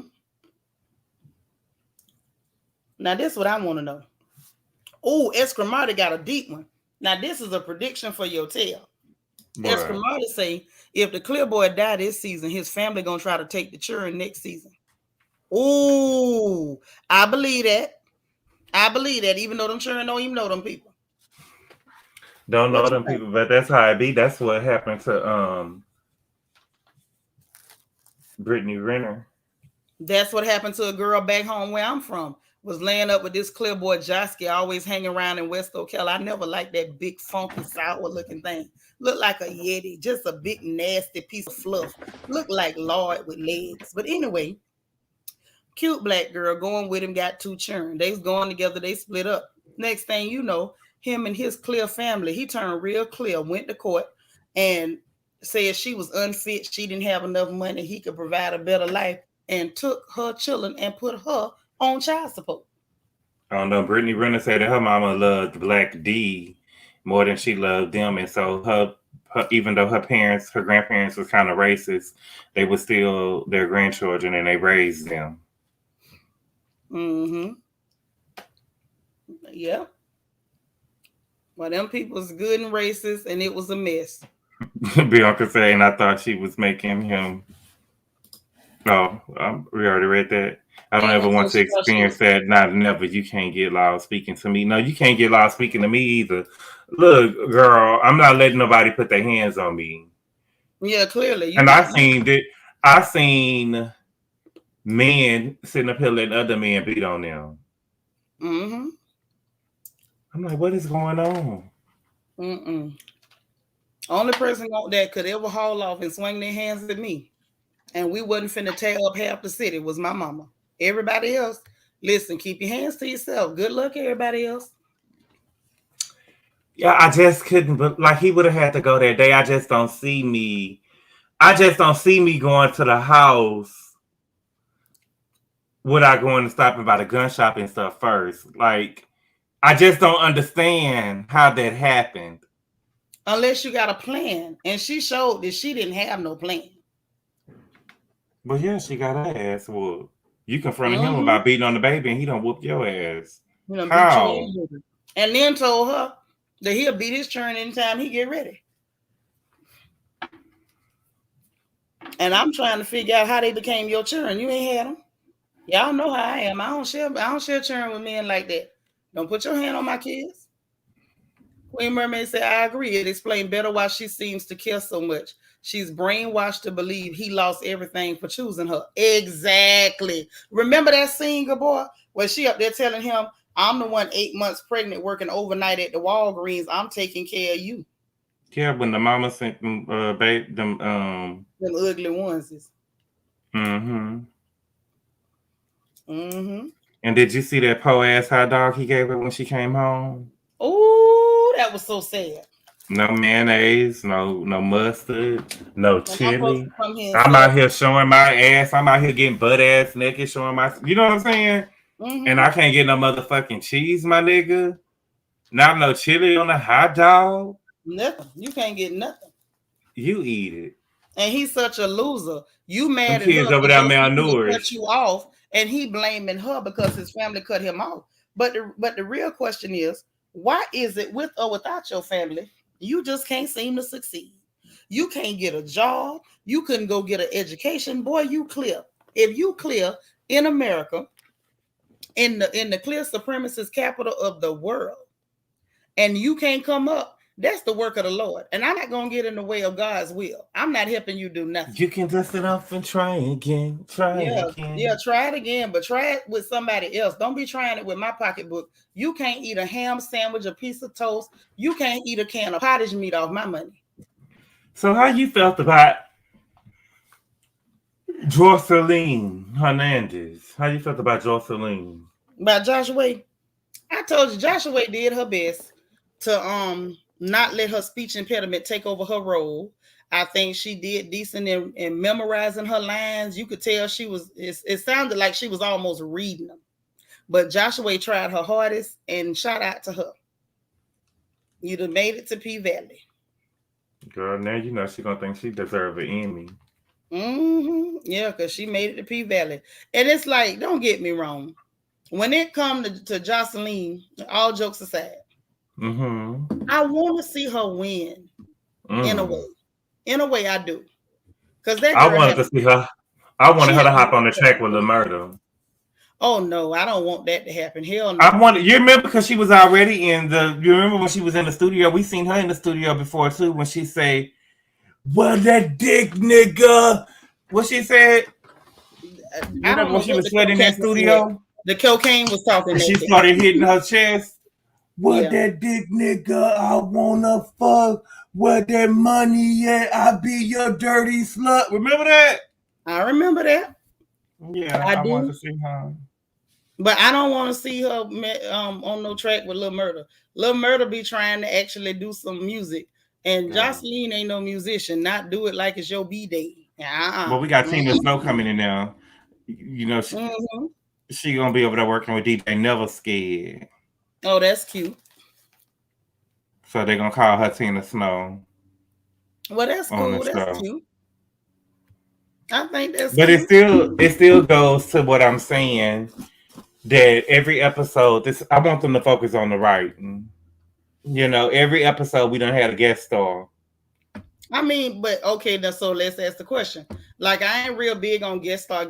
Me But I don't think the writing is lacking. I think the writer is. You don't? No. This story is building up. I like a build up. I don't need you to jump out and try to throw everything at me but the kitchen sink right up front. When people do that, I just feel like that nowadays, though. Okay, let me not say that because y'all gonna be mad at me. My thing is, like, I like nowadays. I just feel like that they just throwing it in our. Let me be quiet. Escamarte, don't you lower me. What I gotta go to time out for, Bianca? I'm just saying nowadays. I just feel like they just throwing this type of stuff in our face and they calling it real. If you get my drift. I get what you're saying, but at the same time, no, it's the stuff that it's the Miss Mississippi's of the world. You know what I'm saying? They throwing that type of love in our face, and they calling it real. But this is the problem. If you start off the first season with these characters in these predicaments, you still got to develop the character. There was no way for us to come back second season and now Miss Mississippi baby daddy ain't a clear boy and beating the hell out of her. Like, there's no way. But that's what I'm saying, though. Like, I feel like that they tried to blow her character up. They tried to blow her character up because she was with a clear boy. You know what I'm saying? Who blowed her character up? Most people didn't like Mississippi last season. I know I didn't. Ain't nobody like her. She was not the favorite. Mercedes was the favorite. I don't know. I feel like it's just propaganda. You know, we got that, and then we calling that real. Then they had a show where all the black women on the show dated white men, and then we was calling that the real. You know what I'm saying? It's just propaganda, and it's just everywhere. I don't know. I feel like did she have to add that element at all? No. But I also feel like having one character dating a clear person, that doesn't an agenda make. Like, it just doesn't. And then look how it's working out. I would have felt like it was more of an agenda if, in fact, she was with this clear boy and they tried to write it like he was Prince Charming and trying to save her from the club. Then I would have called bull crap. But the fact the white knight, the real piece of trash, and you need to run from him quick as you would run from Bubba, Eddie, or Tyrone. I'm okay with that. Okay. They didn't give her no clear savior. They didn't write in the clear savior. They called it white. The name of the episode was White Knight, but the night was, to me, the White Knight was Wardy. That's the whole point. It was a play on words. You with a white boy, but you need a white knight to save you from the white boy, and your white knight was this chocolate fella by the name of Wardy. So that was a play on words. Like, this is, at the end of the day, this is literary talent. We're watching literary talent. This is somebody who has the foresight and the talent, the ability, the creative. You learned that's from Marty. It's from Marty. To give you a slow burn. Miss Mississippi was the most popular one last season via her face card. It was because of how that girl. It was that stunt double on that pole. It was that stunt double on that pole. Yeah, the pole work. But the thing is, she still wasn't a favorite. Like, most people in social media did not like Miss Mississippi. Couldn't nobody stand this girl. the whole season, and then when she actually drew down on Diamond, everybody hated her. So that's why I'm like, hyped her up. How they hyped her up to be the villain that everybody wanted to spit on? What the hell? Who was the most popular character? I liked it Autumn last season. I didn't. And I feel you did. I liked it No, Autumn. I love Clifford. I didn't really dislike nobody. I just thought that her character to me was the. I feel like Mercedes was number 2. I think Clifford was the most loved character on the whole show. Well, actually, Mercedes ain't even really number 2. I think Grandmama Ernestine was number 2 and Mercedes was number 3. Clifford was the darling of the show. Clifford is still the darling of the show. We're just getting more expansion now from the writers.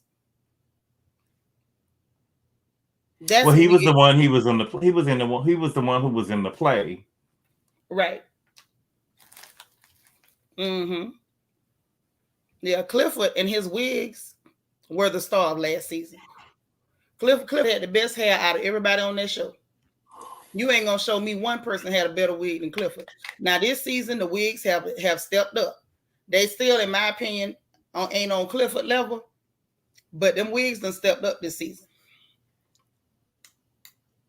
LaMurda was number 2. I had started following LaMurda on when I had Instagram because he was in the Madam C.J. Walker store. He played Tiffany Haddish's husband. And that's how I knew about P Valley. He had posted about it. And my mama was telling me about it, but the name just didn't sound interesting. And so when I had got on, everybody started talking. I'm like, let me go and see what's going on. It was still the same day that it was still that Sunday that the episode had came out and everybody was talking about it. And I watched it and I watched it like 5 times. That first episode like 5 times. The first episode was just so good. I think that they messed up, the writers messed up by making, for instance, to me, it would have been good in the play if Autumn had came in with the money to save the club, right? But that's not going to be good for a show, right? In a play, that would have been the ending. That would have been the perfect ending with a bow, right? But they made it like that in the show, and I feel like that's going to be hard to come back from. Like it worked well from a show because I mean we could stop on the play. We could stop it right there. But at the show, we gonna need more, right? You got to develop it, and what's developing is what I saw in Autumn or Haley, Laquana, whatever her name is, last season. She's trash. You think she's trash? Yes, trash. Why? Just like Clifford and Mercedes overheard her planning to double cross them with Andre little dirty behind. I don't like Andre. I ain't never liked that trash. But one thing about it, water seeks its own level. Okay? She's a scummy little mud puddle, and so is he. And that's why they like each other. People are attracted to themselves. You attract what you are. It's a reason why he gravitated to her, because they both trash together. I think Western College is splendid this season, even though we didn't see her in this last episode. We didn't really see nobody. I'm ready for them to build her character up because I think, me too, as for me, I like Autumn, but I think that Miracle White's character, Big Bone, my God, I think that she probably steal the show because her and Diamond last episode was, girl, the flirt break out the Emmys. Yes. That was cute. I don't know about award winning, but it was adorable. You don't think it was award winning? I ain't never seen nobody play like that. Oh, yo, baby, she got down. She got down, but it's not enough for her. Are you coming? Or it was cute, undeniably adorable. But I can't really say you the best actor in the world. You talk to that man like this to the house. That's your man. Come on now. That ain't come on now, Nitra. Nitra, stop. That's like asking me to flirt with daddy, and I'm gonna say, "See, ain't I a good actress?" Child, you do that every day. I'm gonna need to see some depth from Miss Big Bone. I want to see how low can you go. Can you really show us some, a variety? Can you show us a range? That's not range. That's what you. And I didn't know that that they got a little mess this weekend. I seen on Twitter that her she was getting into it with Diamond baby mama, and I ain't know Diamond had no kids or no baby mama. Me neither. I ain't know that much about that fella. Yeah, she had got into it because she had included, from what I read, I guess Miracle Watts had included the kids when they asked her how many kids, that she included her kids within her kids. What, in a picture, or she just said something about No, she included his kids already. I guess somebody had asked her how many kids she had or something, and she included those amount, his kids that he already had with the wife, with the ex-girlfriend. Okay. Into her number of kids that she got. So what was the baby mama mad about? Like, what did she do to your children? I don't know. Like? She said, "Girl, I don't know." So in other words, you mad because that big old fine man ain't creeping around your door no more. That's what it sounds like to me. I'm sorry. Now, and I don't even like yellow men. But everybody talking about big bone. Everybody talking about big. I said, I don't even like yellow men, but that's a big old nice looking fella. Everybody talking about Big Bone and Benny. But you heard what Kaya said about him. I don't listen to Shakaya. Oh, baby, Kaya what Shakaya said. Kaya, she basically, that the reason why he getting these jobs is because of Tyler. Oh, child, please. She always trying to put some dirt on somebody that she know would never touch her with the hand of God. Just say you love a piece and he wouldn't sell you a piece if he was hungry and sleeping on a park bench, Shakaya. That's for Marty say. She said, yes, I have. See, as for Marty messy, he know everything. She said, yes, I have 3 kids, and the baby mama said, you don't even see the kid. Don't claim my child. So what, girl? It's words. She ain't say nothing about your baby. She ain't say you was no baby. Mad. She mad because that great big old man ain't coming over there to tap on her door no more and rub her little ashy kneecaps. She mad because he came.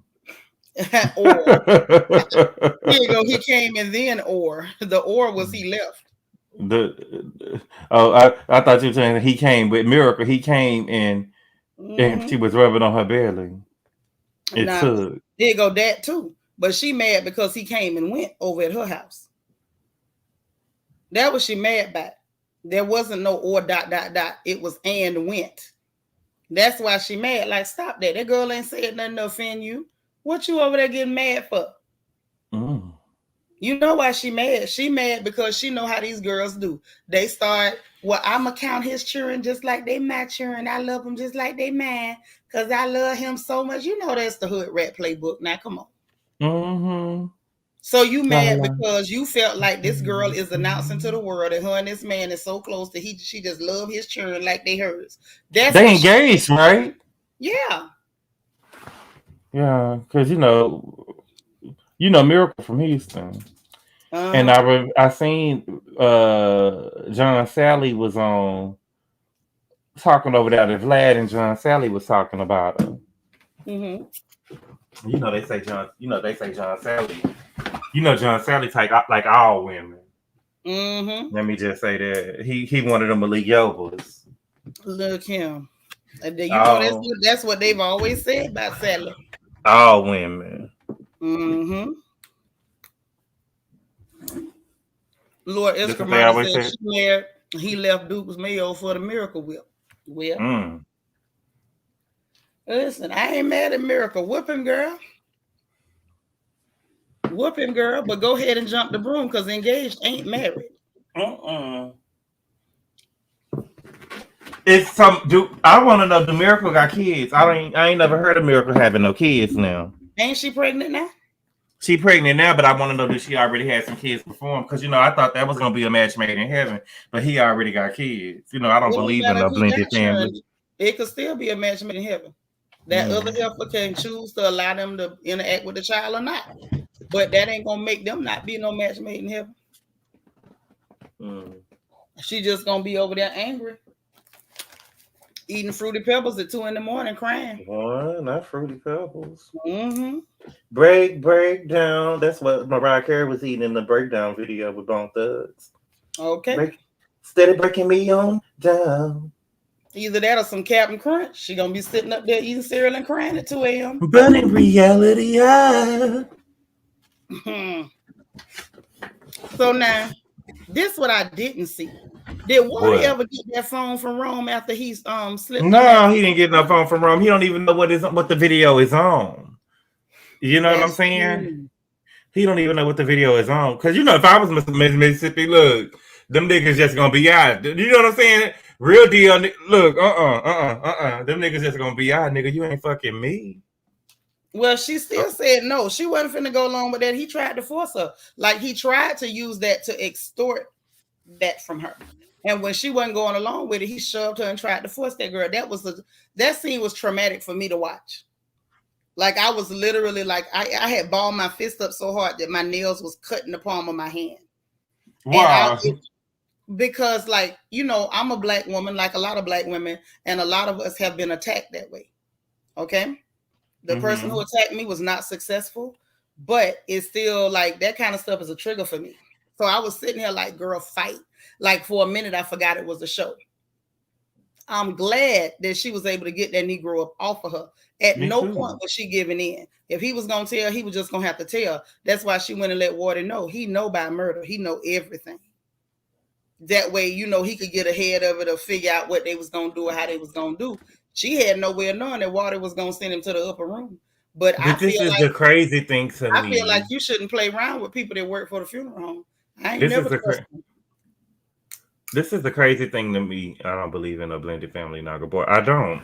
But this is the crazy thing to me. How he was just in there casually, like you didn't just try to rape nobody. Yeah, like it was no, because you was just in here trying to rape somebody. You just almost raped somebody. That. Men will do that. The men that do that, let me tell you something. For a man to just do that like that, he been doing it. He's done it before. He's got away with it because most women who are attacked don't even report it. And that's how Negroes like that keep breathing. Quiet Storm say he got it. He was putting it in his pocket as he left the room. Okay, he was putting that fentanyl in his pocket. I thought he was putting up the pill bottle back, but I'm gonna go back and watch it because I could. You know, I gotta watch it again because as for Marty said, he off tomorrow. We're gonna have to talk about Pussy Valley, baby. We're gonna have to talk about the Valley. But I am glad that we got to hear Uncle Clifford's voice this episode. It was really like a Cinderella story. It wasn't lost on me that the mother was colorist towards her own daughter too, because do you remember when they burnt her hair? She was like, you messed up the only thing that made her pretty, or whatever she said. It was the hair. That's why I don't like it. When you see people and they're harping on, oh, my long hair, look at my complexion, my hair not nappy like y'all's, and I'm not bald headed like y'all. That's that colorist, featurist stuff. And I don't like it. I don't care who do it. I don't like it. And you seen the mama through, and I thought about the 3LW. I don't, Katori, I know shade when I see it. And I know that y'all top show that y'all be fighting against is power. And I seen the mashed potatoes and shit on this girl. Like they did Notori and 3LW. See, I don't know nothing about mashed potatoes. What's the mashed potato story? They threw the dark-skinned girl in 3LW. Supposedly they had got into a fight and they hit her with some mashed potatoes. They threw mashed potatoes and chicken on her. And so when his mama got to fighting with this girl and she threw the mashed potatoes on her and she threw that bowl back at her and said, bitch, you got me fucked up. Okay? And see, and this is another thing too. This is why I don't believe in no blended family as per Marty. You see how when she got into the fight with the stepmama, the daddy let her stay. You know what I'm saying? But when she came back home pregnant and she was like, can you go get my daddy out here? Girl, you can't be around here like this around my kids. Girl, bitch, go get my daddy like I said. I want him to tell me he ain't going to help me to his face. To my face. Right. But, yeah, that too. I don't know. I have mixed feelings about the whole blended family thing because I grew up in a house where my father raised my brothers. My mama was out the chain. Her first husband, she messed him up good and better. Left New Jersey running from the law. Ended up in Florida with my daddy. My daddy raised my brothers, and he never said step nothing. Like it was so many people in town never knew that those weren't my daddy's sons, because he always said these my boys. He trained them boys. He raised them boys. He fed them boys. If they got in trouble, he got them boys out of trouble. So it just depends. If you're dealing with honorable people, then it is what it is. If the person you got is not an honorable person, you're gonna have a problem whether they're your kids or not. I done seen it go both ways. Mm-hmm. Like, I ain't gonna mistreat your children, but I can't play mama to your children unless they mama dead or something. Now, if they mama dead, I do that. Because again, my mom did that for my eldest sister because her mama was dead. So sometimes it could work, but when it's that real type baby mama, baby dad, like, leave me out of that, please. I don't want nothing to do with that. You know what I'm saying? Like, it's really like that. It's really like that. Sometimes it works. But in that situation, though, if you think about it, it couldn't work. She had to have some type of resentment or bitterness toward this girl because it was a reminder that this facade you putting up, girl, you know that's a lie because you stole this man from this girl mama. He was out getting him another. He was out there getting him another baby doll. That's what he was doing. Was he at work all them times? What the little girl told them, I mean, ease by you. Daddy ain't out working all night. I know he ain't. There you go. But the thing is, this slapped her down. But you got to remember, this stepmama was trying to sell this bill of goods to her kids. Oh, sometimes you just see a person and know like it's a fairy tale. She don't want to deal with the ugly truth of how she got that man. And every time she looked at Keyshawn at Mississippi, that was a reminder that, girl, this fairy tale front you trying to put up. Mm-hmm. This ain't no fairy tale. You stole that man from somebody, and everything he doing to you is what you got coming to you. That's how it happened with women. It's like we all know most of us got big mamas that told us how you get a man is how you lose him. And what he did with you, he gonna do to you. So now he out there playing with other Barbie dolls, as she say. She want to be the victim, and she really can't be because she know this what she got coming because of how she got it. Every time she looked at Mississippi, that was a reminder of her own dirt. See, people like you know how people do. The dirt they do, they want to sweep under the rug. They don't want to talk about it. They don't want nobody to mention it. But it's hard to do that when the reminder is walking through your house eating cereal. That's all I'm saying. That's why she hated that girl so much. Because it was a reminder of the rightful queen of that house. I want to know where her mama was at. Gone. Probably got depressed and got on drugs or something because, like, you know, before the woman threw the thing on her, she was like that she served him at the airport. Mm-hmm. And she was like, you also served his wife too. She told her, don't forget to mention you served his wife first. Mm-hmm. Mm-hmm. You served her a drink first. So in other words, when you met him, he was on a flight with his wife. You so dirty.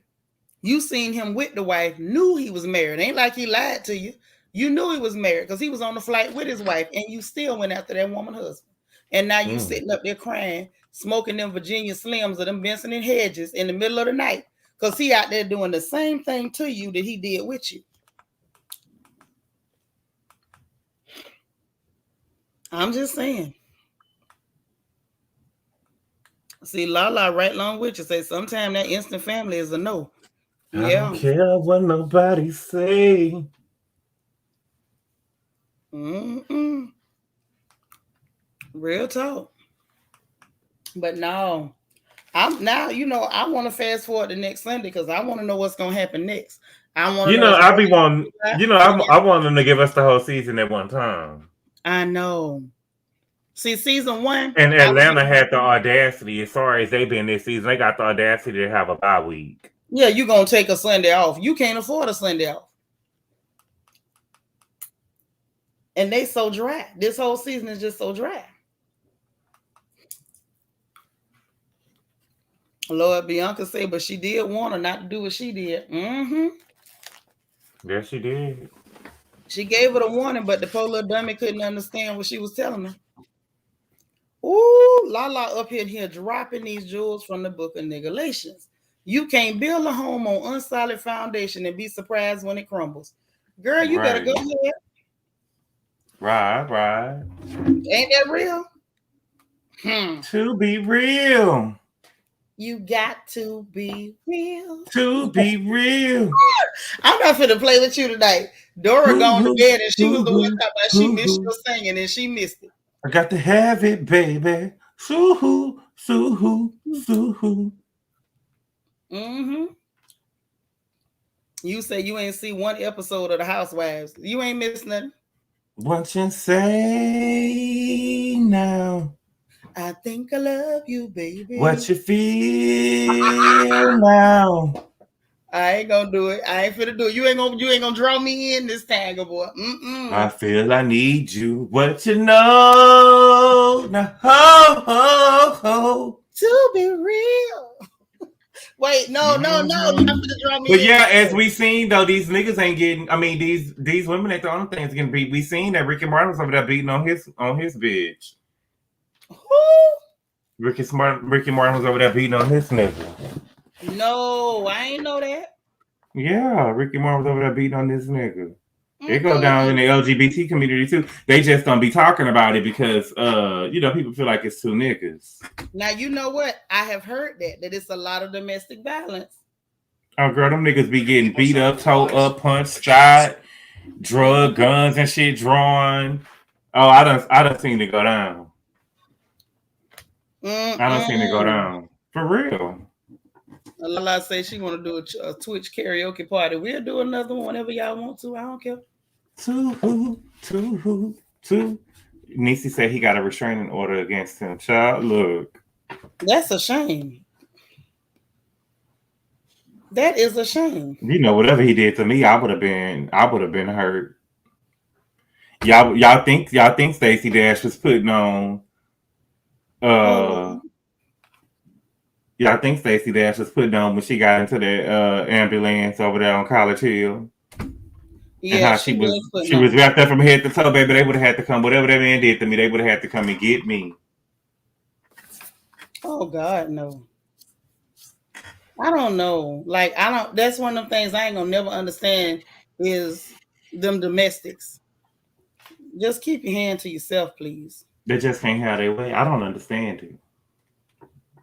But Lord knows, no man has ever put his hand on me or a woman. I ain't gonna say a man ain't hit me. I done had one hit, and he got hit back, and we fought. Okay, like two prisoners on a level 10 prison yard. Okay, we went ahead and tore some stuff up, as is the custom. Because you put your hand on me. We fighting, friend boy. We finna fight. Dora say she's still here. She got to hear you sing. Oh Lord, Nisa say he was living La Vida Loca, I guess. U.S. Army brat crazy tail talking about it wasn't even his husband. I'm through. Not girl, no. What channel? It's not all right to let a motherfucker pound on you. I don't know how you take a beating. Right, Quiet Storm. Oh Lord, Quiet Storm say, "Good boy, you ain't say it right." Stacy say, not Stacy, but Dream said it was the Amalam. As he said, Amalam. You gotta say it right, baby. She said Amalam, and I started to like her a little bit. Say, I thought the black community revoked Stacey Dash black card. She ain't got no black card. She just went and got a check. Lord, Dora telling you to draw. She went and got a check. Yeah, she just went and got a check because she ain't like them black folks, honey. She came there, went to her room, and stayed in that room. She ain't want nothing to do with them colored folk. Rich bitch only come for a check. Child, not with that Jerry bent. Wasn't nothing rich looking about her. She looked like she was hitting bad.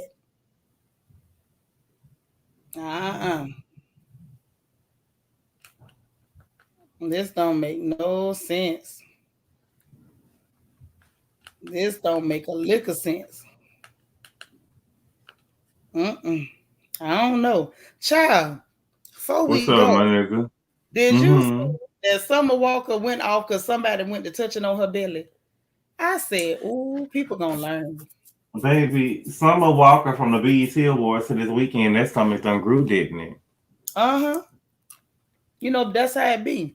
Them babies grow like that. You'll see somebody on Monday, by Friday, that belly will be done puffed out.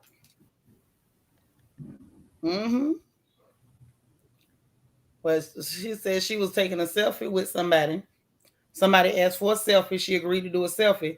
and say the person reached over and touched her stomach, honey. Miss Thing snapped. And I ain't blame her. Was the belly out? Was the belly Well, out? Did you look? People be getting that.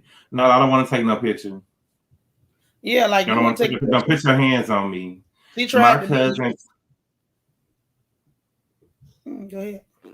My cousin told me that she had lost it was a woman. It was somebody in our family that was real hateful and nasty. And when she had got pregnant, she let the person touch her belly. Well, let me touch her belly to see. Yeah, and you don't let them do that. And she lost her baby and said that she felt like that was the reason why. Yeah, she killed that baby.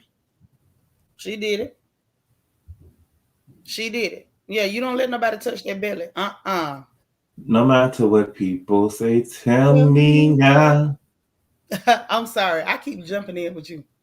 We got it going on. What? But I was just surprised that people that really didn't understand that you ain't got no business touching on folks. Not on no pregnant woman's stomach. She don't trust you. She don't know you like that. You touching her baby. Yeah, you just can't do stuff like that. She Did you see Candace's daughter? Latest pictures. Riley done lost weight. Girl, I don't believe that. What have you seen the pictures at? Okay, let me send it to you on Instagram. Candy probably put on. Girl, look. Listen here, Riley done lost weight and she looks nice. She looked nice. Her face is nicer than her mama's, thank God. But yeah, she looked nice. Yeah, some women don't want to be touched. If you smart, you don't want to be touched. You don't know who just took a trip to the witch doctor up there rubbing on your belly. Let's say I got into a fight with someone because they touched my sister's stomach when she was pregnant. We don't play them games. No. Don't you dare touch my stomach. Unless you're a woman of God or something, or you like anointed and sanctified. Don't be touching on me. Is DJ A1 straight? Who is DJ A1? The man that worked with Candy. He be doing the speak on this and stuff when she can't do it. Nah, I can't swear to it. I don't really watch Candy show like that. I don't know him. I can't. You know what I can't get into? I can't get into the style. At all. Yeah, Riley Candy's daughter. She look nice. Check your inbox on Instagram, good boy. I sent you the post. I ain't got no Instagram, girl. What you talking about? Oh, my bad. My bad. Make I send it to your phone. Let me see. I'm trying and I better see some weight loss too. No, it's significant. What is you seeing on the baby to say that it's significant? Let me look. Look at the neck and the shoulders and the arms. Even her midriff. Heads and whips and body. Mimi said Candy looked like a hefty bag. Full at the awards. Candy always looked like a hefty egg. Lord, Mr. Kaiser said, let me Google. You don't see no weight loss. That girl is not the same size. She is. I think that that's how they confuse you nowadays. You can see clavicle though. You see clavicle. And you sure couldn't see nothing on her before. I don't care what angle you held that camera at. That baby looked like she likes sauce meat and soda crackers. Right there, there's some meat loss. And the shape of her face done changed. Which is another indication that some of that meat done came off. Because I seen Riley and her mama did a speak on the other day, and Riley was big as her. I mean, she was her same size. She was her regular size, and because at first I had seen her losing weight. When she was on speak on, when she was on speak on it, she was just on speak on it. I watched it. I like Candy. She was just on speak on it the other day. I wanted to see, was Candy a good mother? Okay, and so because I feel like, so you remember when Riley? Okay, you remember it was a couple of seasons ago. Riley and Candy had came home. Candy let Riley drive the G-Wagon, and when they got out the car, Candy was asking her, "Have you talked to Block? Have you talked to Block? You ought to call Block." And she just bust out crying, and Candy was like, "What's wrong? What's wrong? What's wrong?" This is another reason why I don't believe in no blended family. I think that Riley felt like well, I think I know. Riley felt like, okay, you and this man got together, and y'all done had this. Okay, y'all done got together. Okay, that's fine, right? But now you done had this baby, and with you, I think that people can be. You just have to look at stuff for all angles and look at stuff from her point of view. You done got married to this man. Y'all done had a baby, and now every time you look up, you asking me to call my daddy, making me feel like I'm not included in this family. You get what I'm saying? It's like you keep on. It's just a reminder that I'm not. That this is not my daddy. This is a big happy family now, but my daddy is somewhere else. I mean, but that was always the case, that her daddy was somewhere else. You think that her mama, I think that her mama steady children, like made her like exacerbated the issue for her? No, I'm saying that she doesn't have a daddy that's there, right? Right, never did. So why are you even asking me about it now when you got this new husband and a new baby? Well, see, that's the thing. The blended family ain't the problem. It's the fact that Candy keep trying to traumatize this girl for a storyline. That's the problem. That's the problem. That is the biggest and the only problem. Leave that little girl alone. Stop trying to bring up Block every other season to keep yourself on this show. People tired of looking at you, Block or no Block. Oh. God dang. Hey, Janice. Hey, Janice. Yeah, 2 babies. But at that time when this flip happened, Mrs. Keys saw it was one baby. Yeah. It was one baby. The blended family ain't the issue. The fact that her mama trifling is the issue. She's got a trifling mama. That's all. Now, the only thing I'm going to really give Candy credit for, well, not the only thing, but one of the things I'm going to give her credit for is that she at least didn't let that nigga come in and tell her what she can't do for her child with her money. Amen. Now, I'm glad that she knew not to do that. He sure tried. Yeah, he tried it. And the fact that Candy kept talking to him and dealing with him after that says a lot to me about her. A Negro can't tell me don't buy my churn an extra piece of extra funnel cake at the county fair. Leave me alone. If it's my money, these my churn, that's my business. Because that right there, her and Riley will really be getting into it. Uh-huh. And Mama Joyce. And the whole family. You don't let no man tell you not to do for your churn. And the fact that he actually wanted to be able to tell her that. And can't nobody tell me what the girl said wasn't true. What is?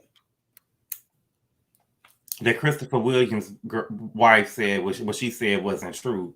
That Todd was a hustler. He was a swerve. He could always find himself in a better situation. He knew how to swerve.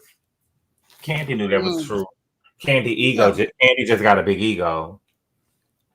Ego for what? When you free with the money, he won a lotto. Thank you. The nigga from Jagged Edge already said Candy was a good woman. Candy was a woman. Whatever she had, she made you feel like it was yours. So she got taught over there feeling like he a $40 million nickel. Giving men money. You ain't got to buy no man.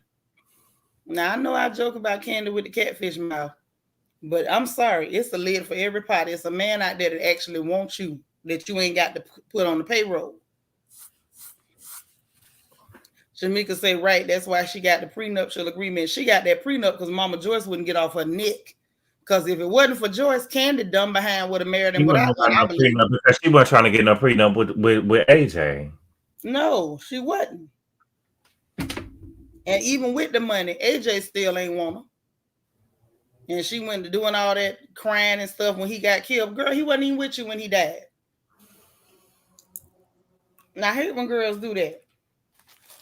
The man broke up, now you on social media. Stop that. Lord Lala say, yep, it was definitely a scheme that Todd set up. Sure was now. Right, Janice, thank God for her mama. I like Joyce. Joyce get on my nerves, but I like Joyce. I likes me some Joyce. I was mad at her for talking about her coochie at the dinner table. Lord have mercy. But I like Joyce now. If it wasn't for Joyce, Candy would have been in trouble a long time ago. And I mean long time ago. Well, shoot, good boy, look, we done been on here 2 hours, man. We got to get up off of him. Because, you know, these people are hanging up in here. The family has up all night. They will now. When all that time it was Bill. That was sleeping with. My bad. Man. Go ahead, boo. I ain't finna jump on it.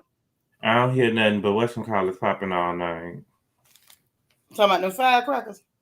Yeah, I don't hear nothing but firecrackers popping. I swear 4 M&Ms. They better bust them all tonight. I don't want to hear firecrackers the rest of this week. Oh, girl, I remember last year I had heard firecrackers about the 10th. On the 10th, I had heard something like popping. Girl, I was on the floor ducking. I'm dead. Because it's so annoying. You know you bought them for the 4th. This is the 4th. Pop them all on the 4th. Leave us alone. Let me be. But one thing I don't understand is why Todd won't help his daughter. Because Todd don't want her to help his daughter. He want all the money for himself. It ain't. Yeah, I listen. That girl was up there working at OLG. They had her up there working at OLG. God want all that money for himself. He don't want. And see, that's what I'm saying about, like, fuck what you talking about. She gonna either get a Porch, like, you know what I'm saying? Like, I know she feeling like this shit ain't this ain't nothing but bullshit.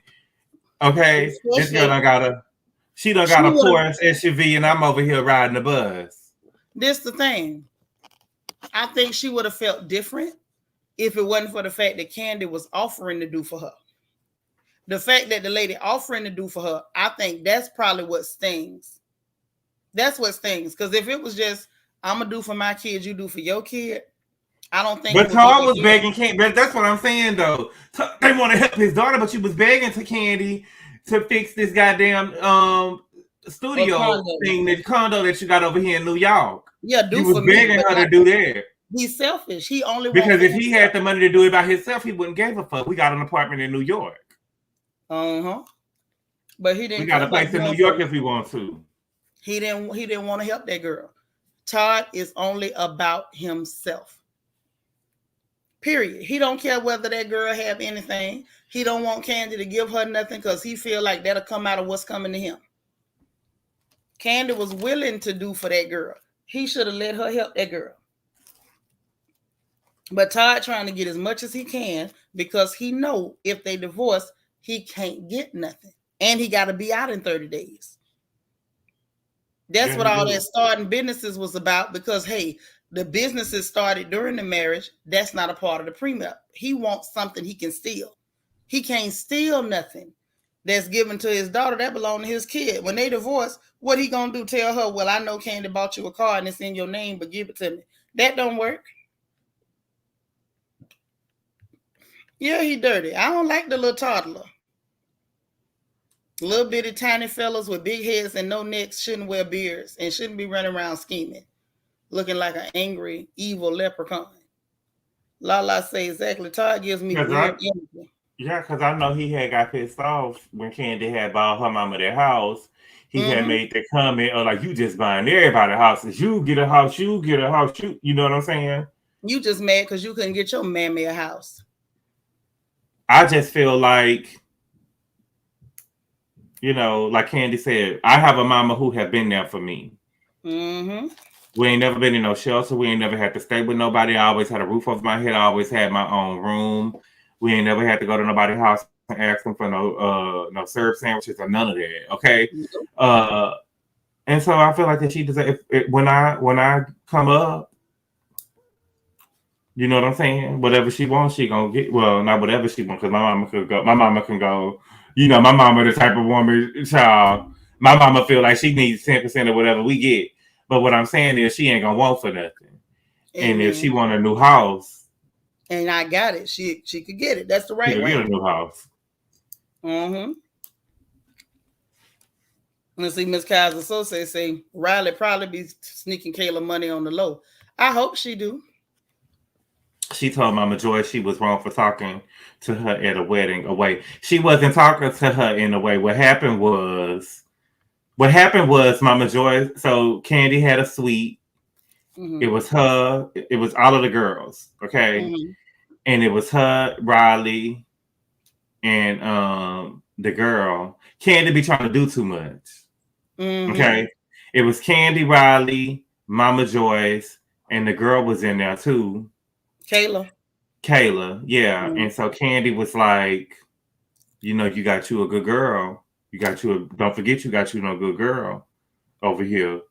Like, basically, don't get to marrying this nigga and forget about Riley. You know what I'm saying? And Candy was like, I got two girls now. She was like, no, but you got you one great girl. And she was like, I got two girls. She's like, no, but you got one great. Like, bitch, fuck what you talking about. Riley is your daughter, ho. I know that's right. Trying to say. And, that's right. And so what happened, you know, the girl can pick up on the energy. You know, Kayla ain't stupid. She could pick up on the energy. And so she told her mama, her grandma, that Mama Joyce had said. And so the mama went and told Candy, like, you know what I'm saying? We just gonna leave the kids alone. You know what I'm saying? These kids is innocent. In this stuff. Because she came and said something to Kayla. And Mama Joyce said, I ain't say nothing to her.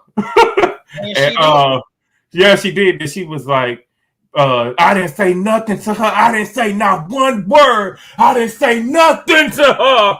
And her mama, Candy, was like, Mama, could you stop? And acting like she was crying. And Riley was like, girl, Mama, can you just go in the room, please? And she was like, girl, I ain't say nothing to the girl. But they took it as, what she mean? She didn't say nothing to the girl, that she was too big to say, you know what I'm saying?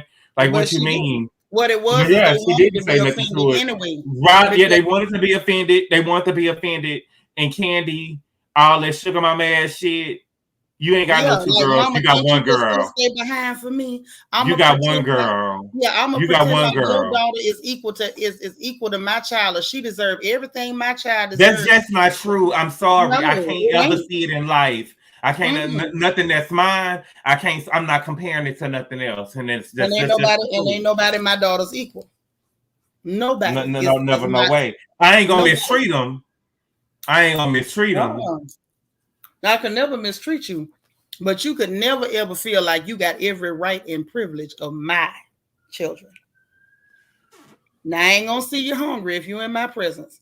I ain't gonna see you in no raggedy clothes. I ain't gonna see you miss a meal. I'm not gonna see you sitting up crying if the kids picking on you about your hair. And I ain't about to let nobody else mistreat you. I ain't gonna let nobody else mistreat you. But you ain't gonna never be. Or like children go through at school and people picking on them about their hair and stuff. Come on, baby, let's get your hair fixed, because we ain't gonna have them helpers picking on you. I got you. But don't ever get it twisted that you got every right and privilege as my child, because baby, you don't.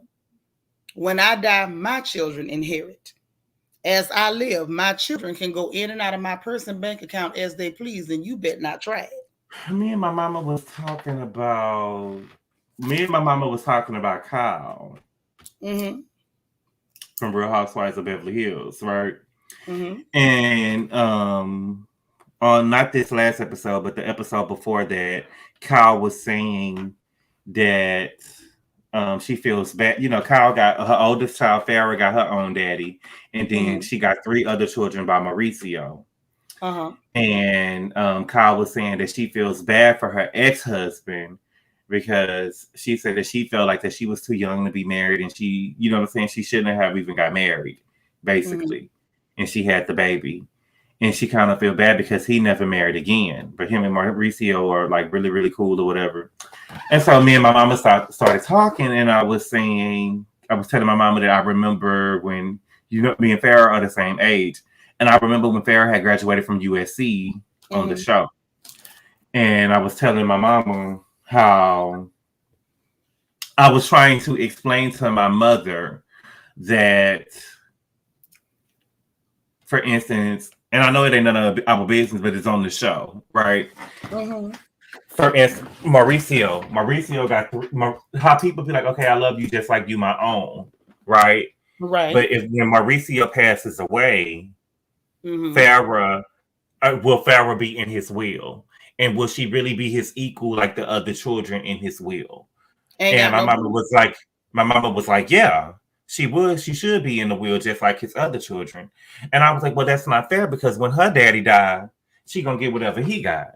You know what I'm saying? She not gonna share it with them other children. And yeah, and she ain't gonna share it with them other kids. What my mama was saying was he knew that she had. I guess I can accept. I mean, you know, she said that he knew that she had that daughter when he married her, so she feel like that girl should be in the will. He knew she had the child when he married her, so he was supposed to be there and help her take care of the child. That has nothing to do with inheritance. That girl has a father and a family of her own. Let her inherit from her father.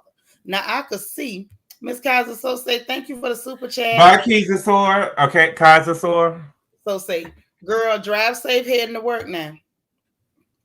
But this is my thing. Be safe. Have a nice one. I can see if you raise that child like from Pampers, if you want to leave them something, but they should not be equal heirs to your actual children. That's out of the question. That didn't happen in my family. It would never happen with me. It shouldn't happen with nobody. Now, if you want to leave them something because you love that child, that's beautiful. I remember I had asked a question before. I remember I had asked that question before. For instance, I think the example that it was Future, like Sierra's oldest son. Mm-hmm. You get what I'm saying? Yeah, it's nice what Russell is doing, but when he died, they're gonna split the stuff 3 ways because it's gonna be unfair because Future got money too, and they're gonna have to split his stuff 7 or 8 ways. You know what I'm saying? So he gonna get a couple of million from over here. And you know what I'm saying? Like, his brother and sister. See, and that's why I'm saying it's all just tricky for me. But I understand what you're saying. Right. Take care of them while they're on earth. You did your part while they're here. That's right. Because you was with their mama while they was here. But now if Russell wants to, say, I love this boy, this here, I'm leaving this for you. And then the remainder of my estate is split between my two biological children. I think that's sweet. That's fair. A lot of people have done that. Hey, I'm gonna leave you something. But this here is for my children. My daddy did that. It's something for you, but this is for my children. It's a difference. I'm sorry. It just is. It just is. You know what I'm saying? If my daddy took care of you while he was alive, he already did his part. He did his part. Real rap. But I don't know how that's going to go with them people, but I just feel like Todd... I feel like Todd's attitude changed when Candy brought up the fact that he was open, quote unquote, starting all these businesses but not completing them. Because you remember that was last season when she made that statement. He caught a tool, and he been kind of different ever since. All of a sudden, we started seeing him online talking about he out of town, he need a break from daddy daycare and all that. You wasn't talking that crap till that girl called out the fact that she saw you starting all these businesses and not completing them. You were doing that because he was talking about a taco restaurant that we ain't never seen nothing yet about a breakfast restaurant, some bull crap. OLG breakfast. Yeah, some crap like that, and it didn't even come to fruition. Whatever it was, where I get tacos from, God knows. But I knew it was something. No, it was a taco one too. It was an OLG Mexican restaurant. You right? Yeah. Okay, so I ain't crazy. Okay. Yeah, it was like he felt like he got a hit with this, and then he doing everything. But I feel like what he was doing was setting up avenues to siphon off her money. I'm gonna start this, I'm gonna start that, and don't complete it. Meanwhile, I need you to forward money to this account so I can do this, so I can do that. Businesses don't ever open, but I bet you the money never came back. That Negro probably got a couple accounts set up in his cousin name and everything else, holding money that he done siphoned off from this girl. And she's sitting up here letting him start businesses so that way when she do divorce him, because I feel like the divorce is coming. The way she looked at him when he tried to tell her about helping him give him her furniture to set up in a condo he had with his ex. The divorce is on the way, in my opinion. And I don't like to see black folk get divorced. I love black love. Don't get me wrong. But I feel like it's on the way. And when it happens, now he got something to fight her over. She gonna be hurt. Hi, Teddy.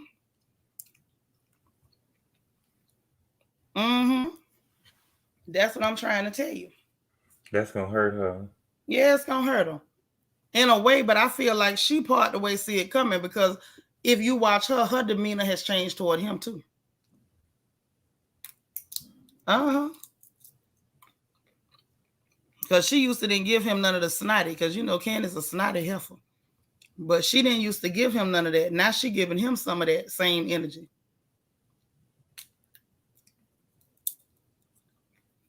Wait a minute. Lala say, so now he talking about he gonna open a pizza shop for Ace. Todd love playing with Candy money like it's Monopoly money. That's what Mama Joyce was trying to prevent. Exactly. I want to see if Candy fall for that one. Shamika say, so if he leave him something and raise you as his own, at the end, he should feel like they're not equal. They've been equal the whole life. Not with no inheritance of mine. I can love your children, but they'll never eat like my babies, not off my sweat. Inheritance, that's generational. I can't sow into you generationally. Shamika saying, I wouldn't be looking for it, but I might be hurt. How did you really feel about me? If they left you something, then they really did love you, but they can't mistreat their children for you either. Like, you shouldn't. Yeah, and I think that in that situation, I feel how you feel with the whole mother situation, right? It'll be different if the daddy was dead. You get what I'm saying? It'll be different if the daddy was dead. If your I'm not going to give you. Yeah, I'm not going to give you. I don't even know why we even talking about these people's business, but it'll be different if Farrah's father had passed away and Mauricio had left her something, right? But it'll be unfair for her to inherit millions here and then millions there, and my children just stuck with. Let's just say it was 100 million to his children. Yeah, let's just say if it was 100 million and he done split it up 4 ways. She get her cut. Right. Then you get 25 here with the all rest of the kids, and then got 10 million from their daddy. From your daddy. From her own daddy. So she 35. So what? She deserves more because why? They done already shared their daddy with you. They shouldn't have to share their inheritance with you too. Now, if the daddy died, I think that'll be different. I can understand what Shamika is saying if the daddy had died. You know what I'm saying? Yeah, the daddy dead, that's one thing, but your dad is still alive, man. I feel like even if your daddy dead, because let's just say your daddy died, you got your inheritance. Ain't nobody gonna ask you to split that with us, because when daddy died, you're gonna want some of ours. No, baby. He didn't provide for your living, but the man in major can provide in death. That's not fair to the children that actually belong to the person. Sure, Lala should have. Mauricio already gave her a job at his company. That's good enough. And you know what? She's doing good. They doing good. But you know what? That's real though. Yeah, I am proud of what what Mauricio, the money that they have been able to make on this show and what it did for their business. Right. I'm happy for them for that. They did that. My thing is, I just feel like there's ways to navigate all that stuff. Like I say, me personally, when it comes to my children, I put my children above any and everybody. Mine got to eat first. They got to eat best. Now, after they belly is full, I can look after everybody else. And that's why, as much it seemed like every $20 million they make, Kyle want another house. I ain't mad at her. Must be nice. That's all I can say. Must be nice. Yeah, I'm just saying, and no shade. I'm just saying, every 20 million, it seems like they get another house, but I am happy that it was the same way. Yeah, I don't know. I'm happy that the money they was able to make, but the first two daughters are working at the agency now. Every time I look up at every abandoned building in LA, baby, I see an agency sticker on there looking like that they bought the shit or getting ready to open an office there. So it must be doing good. Mm-hmm. Look what Shamika say. She done brought McDonald's has entered the chat. She said that's McDonald's to his kids and not yours. If that man is your baby daddy and that ain't your husband, he don't owe your children no McDonald's. It's not like bringing the McDonald's. Look at her. Miss Kaiser so said talking about who plate do you make first the kid. Girl, don't let them dusties draw you into that argument about no plate. And most of them ain't got no dishes, ain't got no house, and don't buy no. It ain't like bringing McDonald's to your kids and not yours, Shamika Davis, because this is actually Kyle's husband. And so if he came home, if he came home, this is actually Kyle's husband. They live with them, and you came home and you bought kids for our 3 kids together, and not my other child. Then we need to go and sign them papers. Mm-hmm. One time, you will never mistreat my baby like that. But this the thing: the calves come with the car. Calves come with the car. So if he with her and he taking care of the children, he ain't did her no wrong.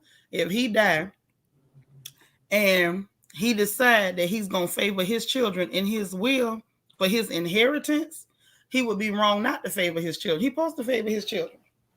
And the plate, who play do you make first? The kids or the husband? It depends on if the husband is the only one working. My thing is this: even if the man is the only one working, I ain't never seen a real man ask a question like that.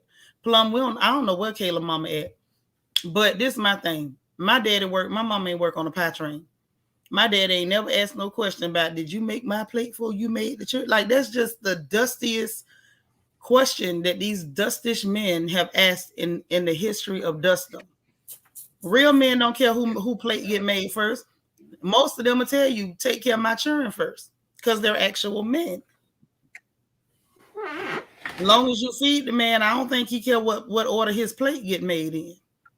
Yeah, I don't think that's most men did the children eat? They're gonna ask you that before they get comfortable digging in. I know a lot of women, and a lot of my friends told me that their people made the husband plate first, had the plate set in the room for him for when he get home or off work or whatever, and then it was the rest of the food. But I think that because the kids was going in there for seconds and thirds, and she wanted to make sure that he had a plate. You can put his food to the side. I don't know. Let me tell you something. That question came from a bunch of substandard Negroes that want to be treated like kings, and they ain't got kingdom the first. Half these Negroes that posed this question and first put this crap on social media almost 10 years ago, these are the type of men that's late on their rent. They ain't got no mortgage. They ain't gonna never have one. Their dad ain't own no property. They barely own the clothes on the back. That's what's going on. This is a matter of dustish or dusty men that want to feel like women are being subservient. Like, is she serving me? I want to feel like she's serving me. Well, guess what? People pay servants, and broke people can't pay nobody. I'm just saying. Those are the people who pose these kind of questions. That's why I be wanting sisters. Don't fall into that. Don't even fall into that. Because a man that's actually about something, worth something, and got something, don't care. Any man that come to you and ask you something like that, just know his credit is bad, his feet are ashy, and he probably is late on his rent. That's all I'm saying. Lala said exactly. It don't matter who plate is made first, as long as everybody eat. Thank you. You say some guys be on that. Yeah, it's always a weak beta male trying to tell somebody to submit. Hell, how low you want me to go? You already low. You want me to dig a hole to get up under you? You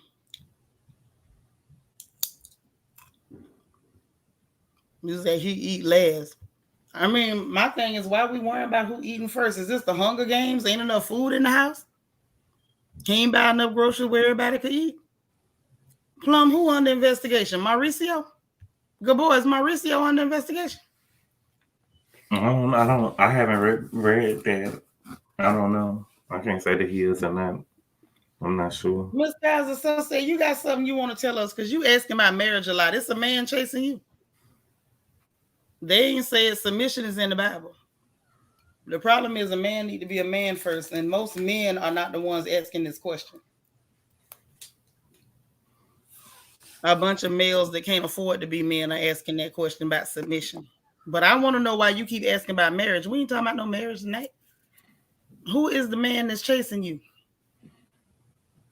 Because I feel like it's a man somewhere. You see this good boy? She want to know a lot about a man. What's going on? Somebody wrote online, don't save no fireworks for tomorrow, next week, next month. Do use all that shit tonight. Yeah. I know that's right.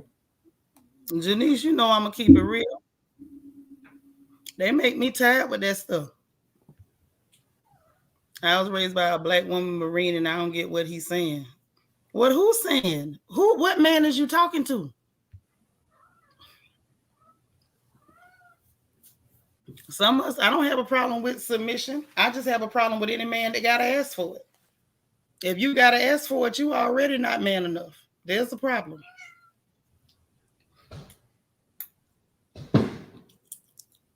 Is them fireworks? Them is fireworks. You hear? Mm-hmm. I even heard the splatter. Well, girl, let me get on up out of here. Okay, me too. I'm sitting up here with my ignorant butt eating sunflower seeds talking to y'all. Let me get up off of here too. Bro, I appreciate you sliding through. I love them late night conversations because, you know, any other night we probably would have been on the phone running our mouths. Mm-hmm. I'm about to call you because I'm about to go get my cheat meal out the way, my little last cheat meal. Well, let's get off here and call me so we can run our mouths some more. Hey, y'all, hit that like button. I love y'all so much. Thank y'all for hanging with us. I'm surprised y'all ain't get tired to go to bed and leave our butts on here. But listen, y'all hit the like button if you didn't already. If you did, I thank you so much, and I appreciate it. Please check your subscribe button. If it's red, that means you are not subscribed. Subscribe to this channel. It's free, just like the like button. And the last free button I want you to hit is the notification bell. Make sure you hit that notification bell and click all so you'll know every time we on this channel. I want y'all to go to bed, sweet dreams, good night. And remember, God loves you, I love you, and ain't a thing in the world you can do about it. Y'all have a lovely evening. Bye, y'all.